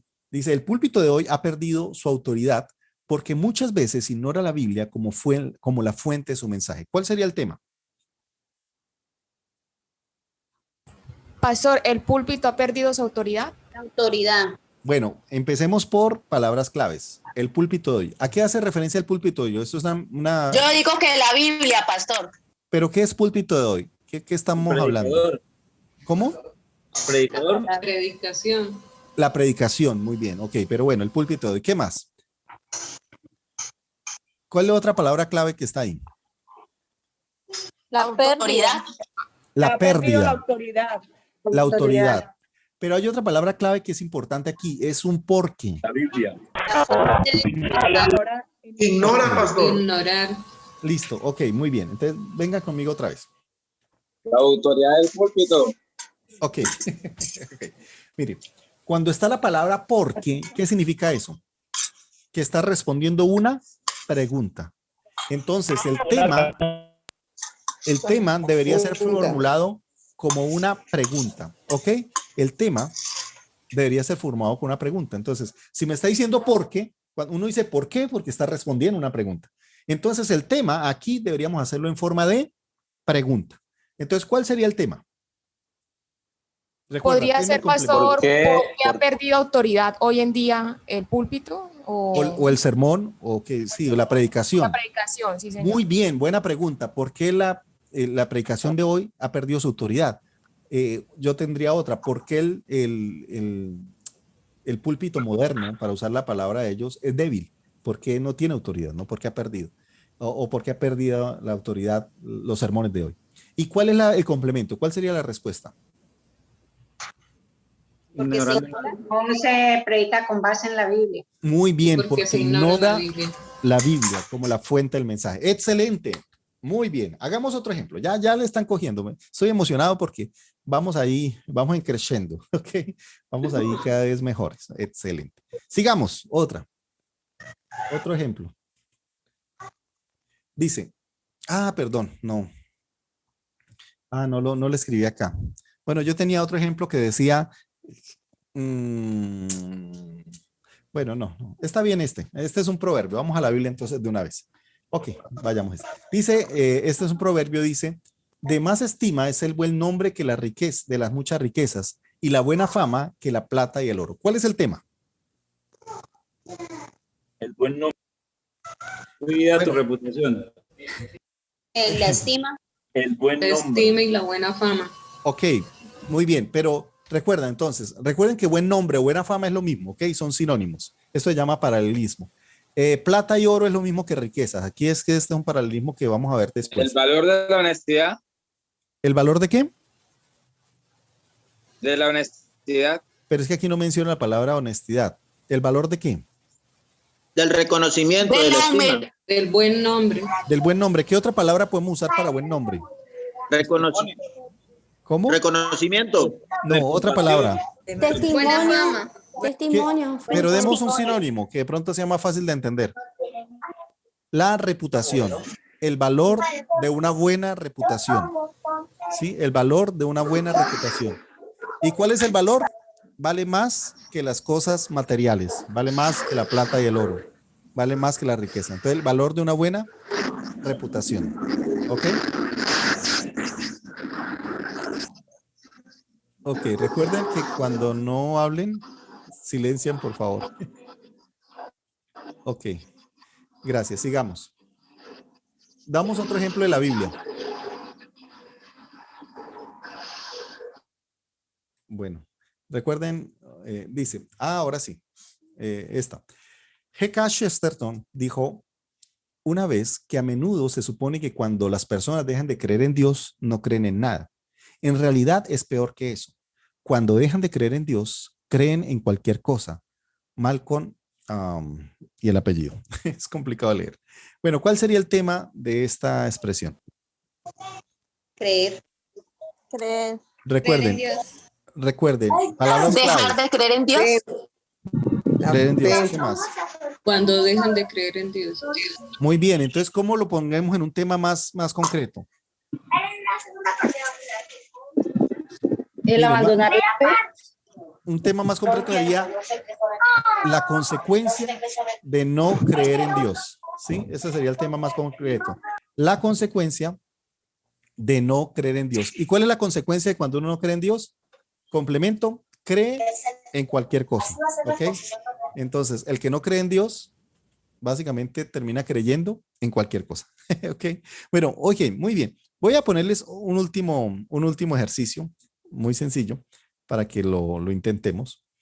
Y es otro pasaje de la Biblia que está ahí en la carta del apóstol Pablo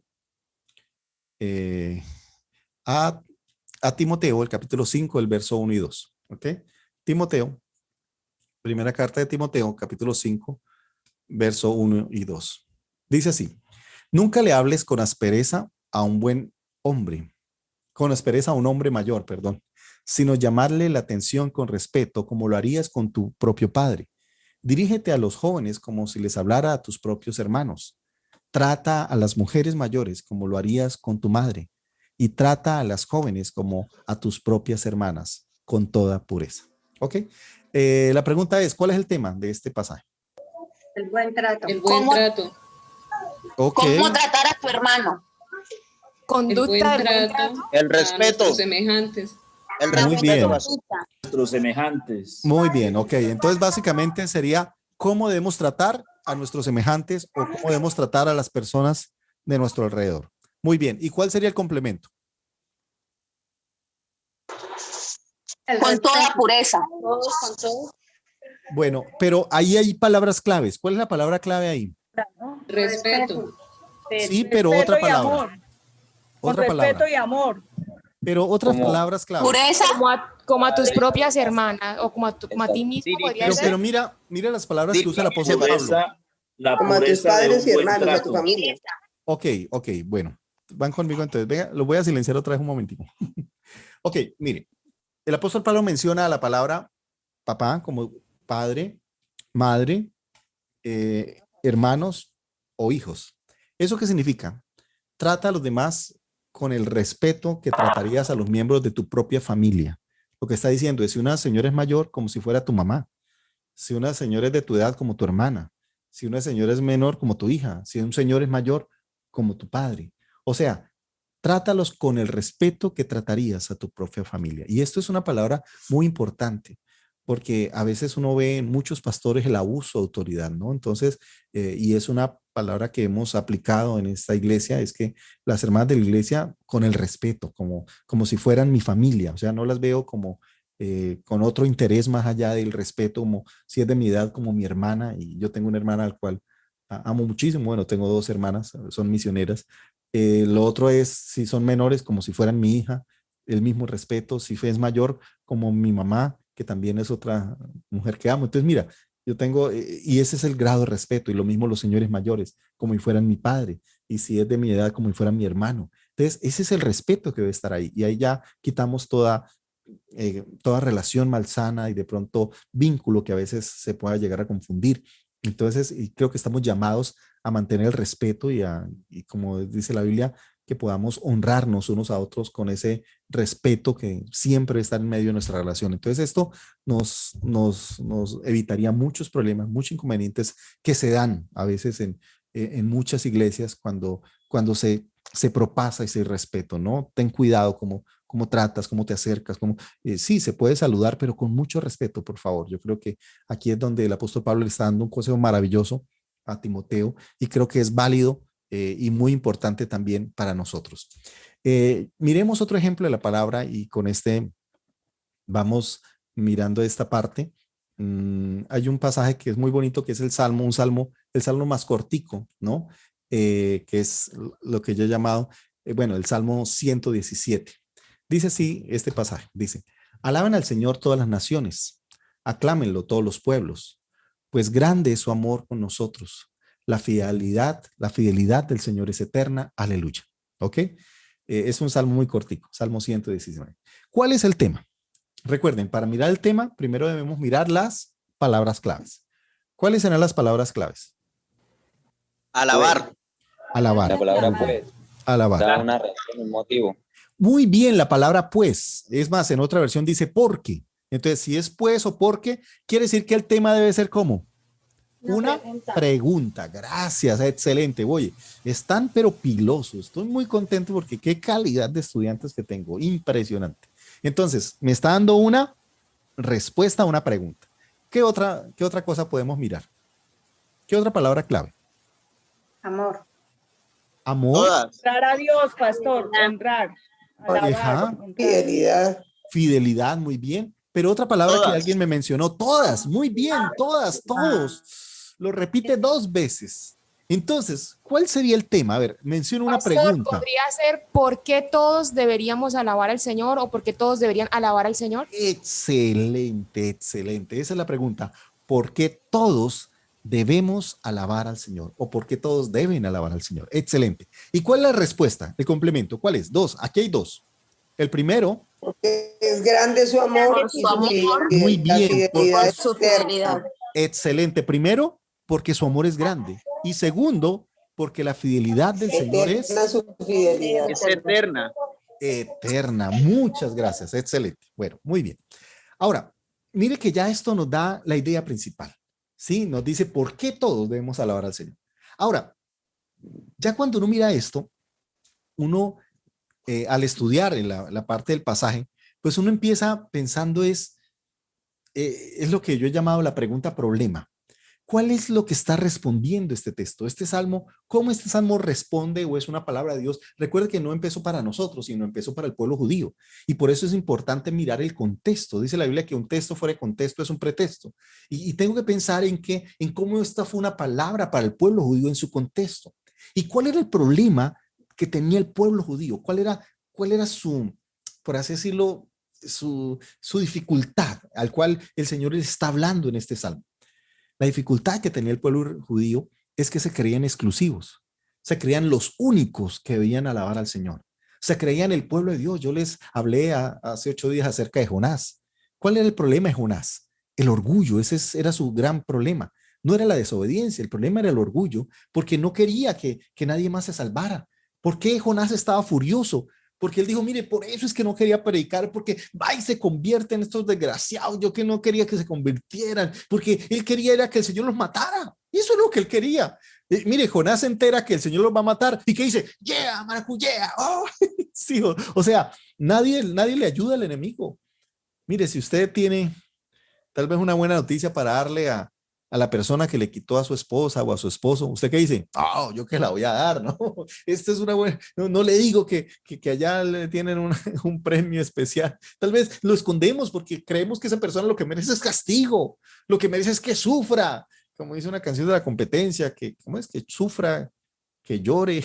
Ok, pero siempre estamos pensando en que son los enemigos, deberían era que les vaya mal, eso es lo que querían. Y el pueblo judío siempre creyó que fueran exclusivos. Es más, recuerden que cuando empezó la iglesia primitiva, ellos les costó aceptar a los cristianos, porque no eran judíos. Recuerda que lo que hacían era, los volvían, eso se llaman los judaizantes, los hacían volverse judíos, o sea, tenían que circuncidarse. Y es cuando Pablo dice, no, por favor, ahora somos salvos es por gracia, no por obras. Y la circuncisión ya no es en el cuerpo, es en el corazón. Pero ese era el problema. Él decía, no, la única manera de ser iglesia es que tienes que volverte judío. Y justamente la palabra de Dios dice, no tienes que hacerlo. O sea, el evangelio es para todos, el amor de Dios es para todos. Pero ese es el problema, querer ser exclusivos. Ahora, ¿cuál es el problema? Y la pregunta problema de nosotros. Nosotros también tenemos un problema de orgullo, ¿sabes? Por ejemplo, con el tema de la alabanza. Cuando pensamos en la alabanza, ¿en quiénes pensamos? En la gente del altar. Y creemos que ellos son los llamados a alabar, los que cantan, los que tocan, ¿sí? Los que ministran en el altar. Es más, mientras están en el altar, cantan de una manera, y cuando no están dirigiendo, cantan de otra manera. Y usted ve a esa persona que cuando está en el altar grita y salta y eso dirige con toda la emoción y toda la capacidad, pero está ahí sentado y ni se mueve, se sienta, cruza los brazos y uno dice, wow, ¿qué pasó aquí? Alguna vez alguien me dijo, pastor, estoy preocupado porque eso de la alabanza no se les ve unción, no se les ve gracia, no se les ve así meterse con Dios, pastor, les falta algo. Y yo le dije, mira, tienes razón, pero más que preocupado por ellos que están en el altar, me preocupa a los que están aquí sentados, porque tienen tiempo para criticar a los que están allá parados. ¿Y quién dijo que que los que están allá tienen que ser de una manera y los que están abajo de otra manera. Todos estamos llamados para alabar al Señor. Cuando el Señor habló de adoración, ¿con quién lo habló? ¿Con el director de alabanza? ¿Con los cantores? ¿Con los levitas? ¿Con los sacerdotes? ¿Con quién habló acerca de la necesidad de adorar? Mire, el tema más importante de la Biblia, tanto que el libro más grande es el libro de Salmos. ¿Con quién habla Jesús acerca de la adoración? ¿Con quién habla? Con una mujer samaritana que tenía 5 maridos y el que tenía, o sea, que salía a buscar comida cuando todo el mundo estaba almorzando. Ella sale a la hora que todo el mundo estaba comiendo, a mediodía, hasta ahora a buscar agua para preparar almuerzo, por favor, porque era una mujer que vivía escondida, porque vivía avergonzada. La vida que estaba viviendo era una vida muy dura, muy complicada, al punto que cuando el Señor le habla, ella le responde con esa crudeza, le responde como con, ¿y usted quién es para pedirme? O sea, cualquier persona mínimamente es amable. Si alguien le pide agua, por favor, un vaso de agua no le niega a nadie. Pero esta mujer está tan desconfiada de los hombres, está tan herida, tan maltratada, que me dice, ese cuentico yo amarece, ese que como camina, no, ese chiste, no, ese piropo no me lo vuelve a echar, esa excusa de que deme agua, ajá, yo sé detrás de qué van los hombres. Por favor, a esta mujer es la única persona con la cual el Señor usa en los textos que todos hemos predicado en los grupos de alabanza. Y le hemos dicho que Dios está buscando verdaderos adoradores. Pero uno creería que Dios lo está buscando en los que cantan. Uno creería que Dios lo está buscando en los que tocan un instrumento, en los que están en el altar. No, Dios está buscando en todos. Porque cuando no adoramos a Dios, terminamos adorando cualquier cosa. Terminamos adorando el marido de turno. Terminemos adorando el trabajo de turno, los hijos, el esposo, la esposa. Es que sin ti no puedo vivir. Sin el único pues, en el cual no podríamos vivir es sin nuestro Señor. Y por eso el llamado a adorar no es de los que están adelante, los salmistas. El llamado a adorar es de todos. Y no es porque Dios necesite adoración. Es que nosotros necesitamos adorarle a Él. Y por eso el Señor le dice, tú necesitas encontrar al Padre y adorar al Padre. Entonces, por eso el llamado del Señor es a que todos seamos adoradores. Y el gran problema que tenía el pueblo de Israel es que se creían los únicos, los exclusivos, los especiales. O los que están en el altar, como que le damos esa aura de más santidad. Mire, Dios no diseñó la Biblia con templos, con púlpitos. Eso lo diseñaron después. ¿Por qué? Porque todos estamos llamados. Ahora, el segundo problema es las motivaciones con las cuales adoramos. Porque es que mucha gente adora la adoración. O sea, adora porque le gusta la canción. Ay, esta canción me encanta. Y como dice aquí un personaje colombiano que se llama Amparo Grisal, dice, ay, me ericé, no, es que esta canción, mira, y a veces adoramos la adoración. Es como muchas mujeres que aman estar enamoradas. ¿De quién? No importa. Por eso les encantan las novelas, por eso les encanta Titanic, por eso les encantan las películas románticas. Puede ser que sea saben que es una mentira, saben que esas personas a veces tendrán hasta otros gustos, pero no importa, el hecho de la escena y creerse el cuento les parece lo más maravilloso. Porque al final aman es el amor, pero no la persona. Es lo mismo, a veces adoramos la adoración, adoramos el que canta.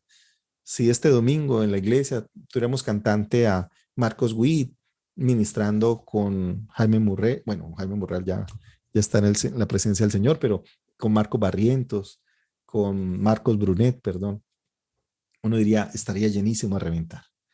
Y haciendo los coros Christine de Clairo, porque estamos adorando a Dios, vamos a ir a adorar a Dios. Vamos a ir a adorar a las personas que adoran a Dios. Eso es diferente. Adoramos las canciones que cantan para Dios, pero eso no significa adorar a Dios. ¿Y cuáles son las 2 razones que este salmo por las cuales debemos adorar a Dios? Porque las canciones son bonitas, porque el cantante es famoso, porque en esa iglesia sí se siente, y si hay luces, si hay humo, porque hay gritando y todo el mundo, Cristo, Cristo. Sí, es por eso. Hay gente que le encanta los conciertos, vivir emociones nomás.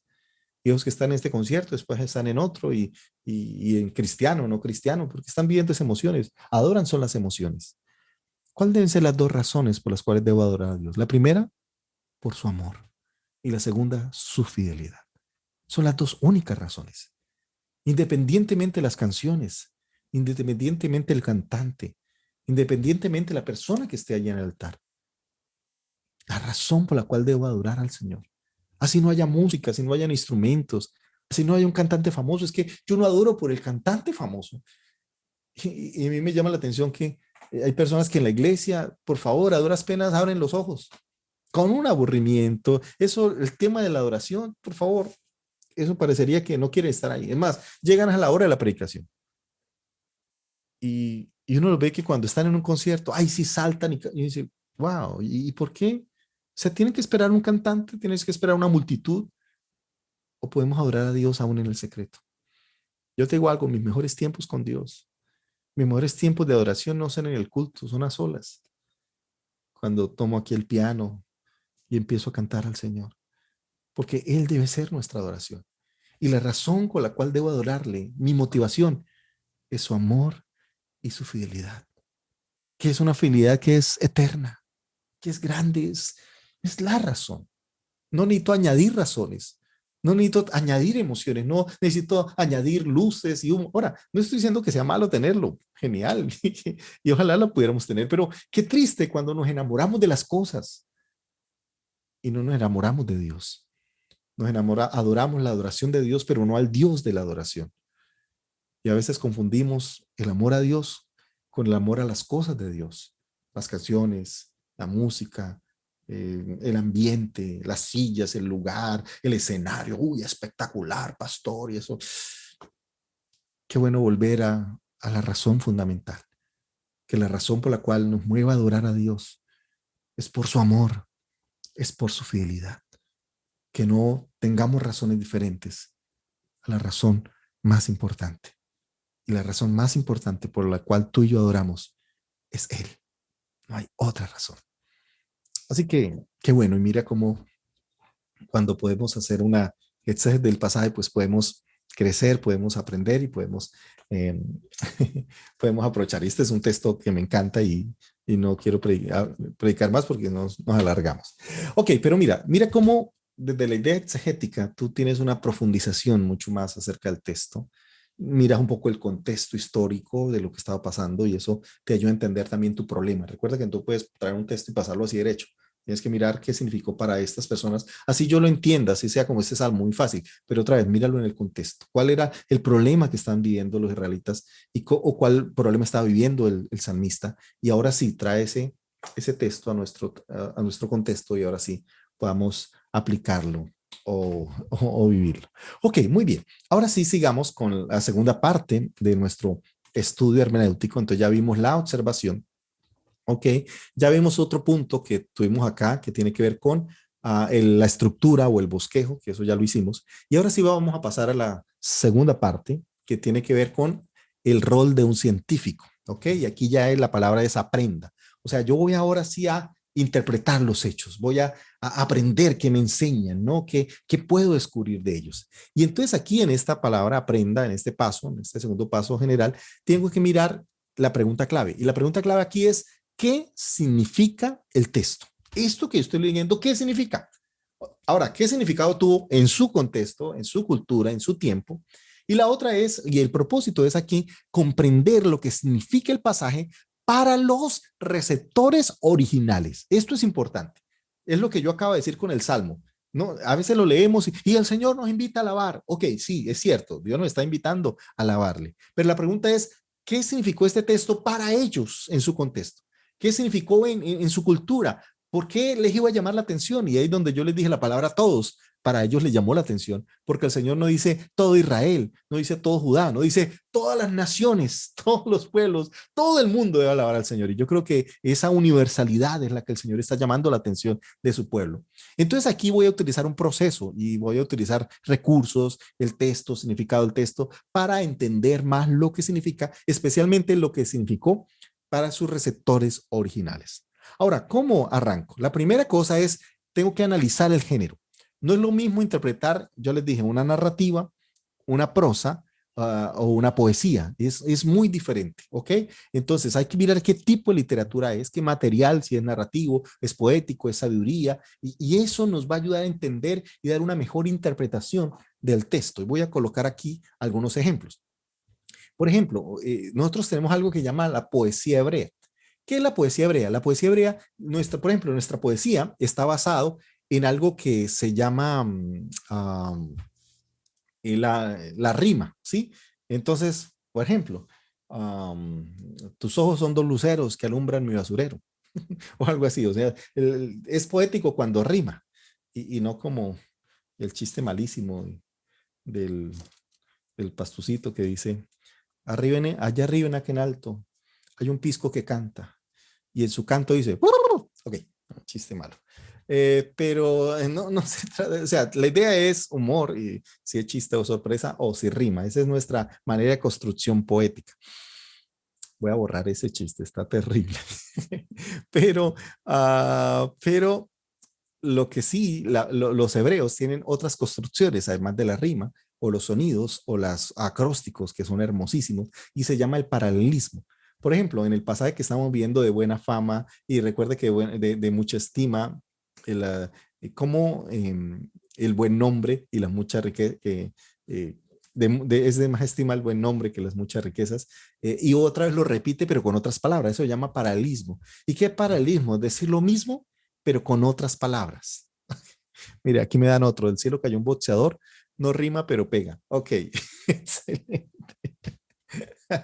Eso está muy bueno.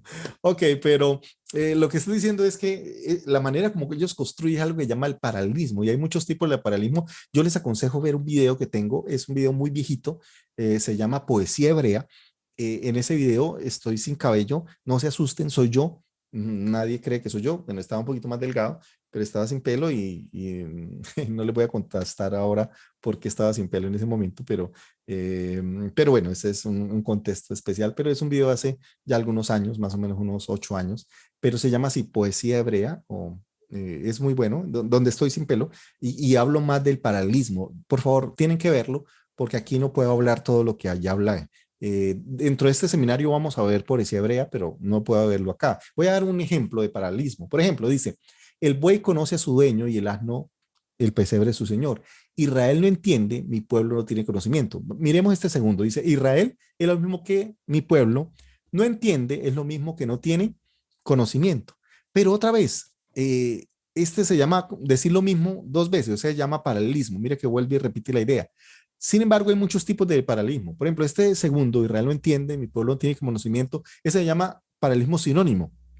Pero el primero, el buey conoce a su dueño y el asno el pesebre de su señor, aquí ya hay otro tipo de paralelismo que se llama elipsis. ¿Y qué es elipsis? Elipsis es cuando una palabra no está. Si usted mira la primera frase, el buey es lo mismo que el asno. Su dueño, el pesebre de su señor. Entonces, ¿cuál es la palabra que hace falta aquí? La palabra conoce. O sea, el paralelismo debería decir, el buey conoce a su dueño y el asno conoce el pesebre de su señor. Entonces, esa palabra que aquí el Señor omite, ¿sí? De manera poética, es la que se resalta. Eso se llama elipsis. Cuando una palabra se quita es porque es la más importante, es la que se está resaltando. ¿Y qué es lo que el Señor está aquí llamando la atención de su pueblo? El conocimiento. Está diciendo, ¿cómo es posible que los animales conozcan a su amo y ustedes, que son mi pueblo, no me conocen? O sea, conoce más el asno, y eso que es bien asno, bien burro, y conoce el pesebre de su señor, conoce a su señor, y ustedes no me conocen a mí. ¿Cómo es posible eso? El Señor está denunciando la falta de conocimiento del pueblo. Entonces mira que esa palabra que no está justamente es la que más hace referencia, ¿ok? Y por eso lo que nos invita aquí es a conocer a Dios. Estamos en un mundo donde lo que nos importa es sentir a Dios. Ay, es que sentí chévere y sentí emociones y yo voy a una iglesia donde me hagan sentir. No, el Señor nos invita a conocerle, no a sentires. Entonces tú no debes vivir o medir tu fe, tu vida cristiana por lo que sientas. El verdadero cristiano se vive por lo que tú conoces. Y Dios nos invita a conocerle a Él. Por eso el Señor decía también a través de uno de sus profetas, no se alabe el sabio en su sabiduría, ni el rico en su riqueza, ni el valiente en sus proezas. Alabes en esto el que quisiera alabarse, en conocerme y entenderme. Dios nos invita a que le conozcamos. Ese es el deseo de Dios. Y yo creo que, mira, cuando yo tengo claro la poesía, eso me va a ayudar mucho a entender el texto. Pero miremos otro ejemplo del uso de la literatura. Hay otro pasaje que tal vez conocemos mucho, pero interpretado mal, ¿no? Y es la parte de Proverbios. Dice, instruye al niño en su camino y aun cuando fuere viejo, no se aparta de él. Proverbios 22:6. Este es un pasaje muy conocido que por muchos se ha predicado, especialmente se predica a los padres, la importancia de instruir al niño en su camino. Ahora, ¿cuál es el problema, no? Que hemos tomado este texto sin tener en claro el tipo de literatura, porque lo hemos tomado como una promesa y generalmente lo pegamos, ¿no? Y cuando hablamos decimos, mira, instruye al niño en su camino y cuando fuere viejo no se apartará él. Así que padres, instruyan a sus hijos para que sus hijos jamás se aparten. Y es la promesa de Dios. Wow. Bueno, primero. ¿Cuándo ha visto usted que Proverbios es un libro de promesas? Dígame otra promesa de Proverbios. Dígame una promesa de Proverbios. Proverbios no es un libro de promesas. Proverbios es un libro de ¿qué? De consejos. Si esto fuera una promesa, o sea, si fuera una máxima, si fuera, por así decirlo, no sé, como el secreto, ¿no? Pues el libro Proverbios no tendría sentido. Porque según solo este versículo, la tarea, o por así decirlo, el buen camino de los hijos depende de quién, de los papás. O sea, un papá que enseña garantiza un hijo excelente que vive en las cosas de Dios. Sin embargo, si tú miras el libro de Proverbios, ¿para quién está dirigido? El 90% del libro de Proverbios, ¿a quién le habla? ¿A los papás? No. El 90% de los proverbios, ¿a quién le habla? A los hijos. A los hijos. Todo el tiempo dices, oye, hijo mío, escucha, hijo mío, atiende, hijo mío. Entonces, si este fuera una promesa, el libro de Proverbios no tendría sentido. ¿Por qué? Porque con que un papá enseñe, ya con eso es suficiente. Y Proverbios dice todo lo contrario. De nada sirve un padre que enseñe si no hay un hijo que escucha. Y por eso el 90% de Proverbios está dirigido es para los hijos. Y por eso la palabra que más repite es honra a tu padre y a tu madre. O sea, todo el tiempo le está hablando es a los hijos. y solo pocos versículos está hablando al papá. Entonces la pregunta es, este es un libro de consejos, no de promesas. Entonces, ¿qué significa este versículo? Bueno, no voy a predicarlo todo porque es muy largo. Pero lo primero lo que está diciendo es, en primer lugar, la tarea de educar no es de un docente. La tarea de educar no es de un pastor. La tarea de educar y formar a los hijos es una tarea de un padre. Instruye al niño. Y así que lo que está diciendo es nuestra responsabilidad. Entonces, primero, es nuestra responsabilidad. Segundo, al niño. A veces esperamos que sean grandes para corregirlos. Y la educación debe empezar desde muy pequeños a formarlos. Y todo niño, y lo tercero que me está diciendo es que todo niño necesita corrección. Todos necesitamos disciplina. Ahora, a veces creemos que la palabra disciplina es castigo, ¿no? Entonces, que uno disciplina cuando toma la correa, toma la vara o toma lo que sea, que ahí voy a disciplinar, y entonces saca ahí con lo que castiga. No, una cosa es disciplina y otra cosa es castigo. La palabra disciplina viene de la palabra discípulo, que significa formar o educar. Tú jamás colocarías un examen si primero no le has enseñado. Por ejemplo, yo si voy a colocar un examen de matemáticas, pues ese examen debe estar con lo que hemos aprendido en clase. Por ejemplo, aquí estamos viendo un examen de hermenéutica, pero yo no puedo aquí hacer un examen de neumatología, porque no hemos visto neumatología hasta ahora. Entonces yo no puedo hacer un examen de lo que no hemos visto. Así que para que haya un examen, primero debe haber ¿qué? Una enseñanza. Entonces, ¿qué es disciplina? Disciplina no es castigar. Disciplina es el proceso de enseñar, de instruir, de formar. Y esa es una tarea que tenemos que hacer a nosotros. Y tercero, que es necesaria. Mire, ningún niño nace aprendido, ningún niño. Por eso es que nos damos a llevarlo a un colegio, porque en un colegio le dan disciplinas académicas. Él aprende matemáticas, él aprende español, él aprende geografía, él aprende muchas cosas, porque eso se llaman disciplinas académicas. Entonces un niño no dice, no, mi hijo no necesita ir al colegio, él aprendió solito. No, todos los niños necesitan ir al colegio porque necesitan aprender. Entonces no es que hay niños juiciosos y hay niños hiperactivos, hay niños quieticos y niños cansones. No, todos. Uno puede decir, no, mi hijo no aprendió español porque es que él no nació para eso. No, por favor, todos necesitamos aprender. O sea, la disciplina es parte de la formación. Si tú ves a un niño de 10 años que no sabe leer y escribir, ¿usted qué dice? Qué malos padres. ¿Cómo es posible que no le enseñaron? ¿Cómo es posible que a esta edad este niño todavía no sepa leer ni escribir? Él necesita ser formado. Entonces, un niño necesita formación. No es que un niño llega ahí, entonces un papá cree que como lo ama, lo idolatra. Ay, no lo regañemos, no le hagamos nada, no, dejémoslo el libre desarrollo de la personalidad. Por favor, nadie aplique eso para el estudio.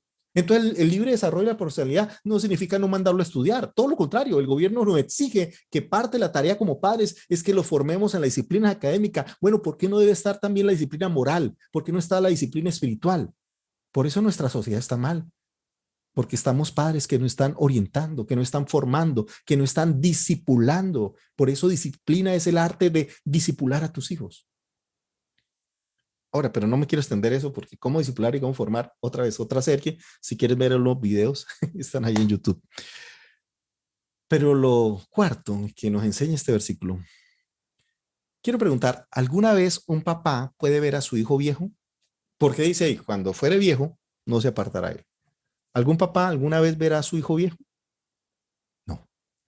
Para un papá, siempre sus hijos serán los bebés. Es más, si puede embutirle todavía, para él siempre el nene, la nena, y puede tener 40 años, 50 años, y siempre será tu nene y tu nena, o sea, mis niños. O sea, para un papá jamás los va a ver viejos. Viejo es él. Cuando hablamos de viejo en la familia, estamos refiriéndonos al papá, a la mamá. Pero los hijos siempre son los hijos. Entonces, ¿qué es lo que está diciendo ahí? Es que un padre en el proceso de formación y disciplina jamás puede dar la batalla por perdida. ¿Qué quiere decir eso? Que así el padre no vea los cambios, él está enseñando y vea que su hijo no cambia. Tal vez en el colegio digan, ¿sabes qué? Llévese a su hijo, no hay nada que hacer. Tal vez en la iglesia digan, no, su hijo es insoportable, pero un papá jamás puede abandonar a sus hijos. Así no vea el cambio en ellos. Él seguirá enseñando con la esperanza, con la certeza que algún día esa palabra que él le esté dando no volverá vacía, sino cumplirá el propósito de Dios en su vida. Entonces, un papá jamás puede dar la batalla por perdida. Todo papá siempre tendrá la esperanza, la fe en que sus hijos, en algún momento, puede ser que él se muera y no lo vea, pero morirá creyendo que algún día esa palabra lo hará regresar al camino, lo hará volver a los caminos de Dios. Eso es un padre. Un padre es aquel que jamás da la batalla por perdida. Ok, mire, esto es una cosa ahí cortica. Pero mira cómo entender el contexto literario también me ayuda a entender mejor el texto. Porque si yo lo leo somos como promesa. Mire, repítalo, instrúyelo y su hijo. Mire, la Biblia misma es un ejemplo de eso. En la Biblia, en la historia de Reyes, uno ve cómo hubo padres malos que tuvieron hijos buenos. Y cómo padres buenos tuvieron hijos malos.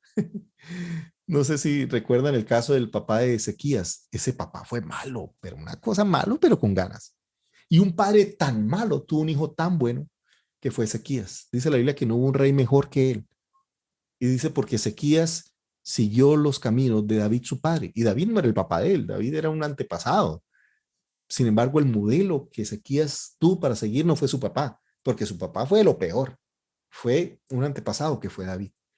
Ahora, Ezequías, que fue un excelente padre, que crió a sus hijos en el temor de Dios, que devolvió la nación de Israel a la palabra de Dios, tanto que el Señor le dio 15 años más de vida. Tuvo un hijo tan perverso, pero tan perverso, que fue peor que su abuelo. Entonces, un padre malo tuvo un hijo bueno, y un padre bueno tuvo un hijo malo. No malo, era terrible, una cosa espantosa. Entonces, ser un padre bueno no necesariamente garantiza hijos buenos, pero igual nuestra fe siempre es que la palabra, la disciplina que enseñamos cause el efecto, porque la palabra de Dios no volverá vacía, sino que transformará la vida de nuestros hijos. Ok, bueno, hoy se me acabó el tiempo, tengo solo unos segunditos, no hemos terminado el tema de la hermenéutica. El otro ejemplo de la hermenéutica es el pasaje que les puse acerca de, que fue la primera clase que no está grabada. Así que perdón por los que solo están viendo YouTube, pero esa primera clase de introducción no la vimos o no la grabamos, que tiene que ver con un texto que yo leí, que es el pasaje más mal interpretado, pero esa es una predicación que muy pronto va a subirse a la red, que es básicamente el texto peor interpretado, que es básicamente, hoy no es la última clase es dentro de 8 días, se me acaba el tiempo por hoy, pero dentro de 8 días es la última, ¿ok? Y vamos a ver la segunda parte hermenéutica y la parte de la aplicación. De la parte de la correlación y la aplicación. Así que dentro de 8 días, hoy tomé mucho tiempo para preguntar tareas y la cosa. Dentro de 8 días vamos al grano porque necesito aprovechar esas 2 últimas horas y terminar el proceso. Pero quería escucharles y aquí hablar y me pareció muy, muy bonito. Así que muchas, muchas gracias. Gracias a todos por estar pendiente.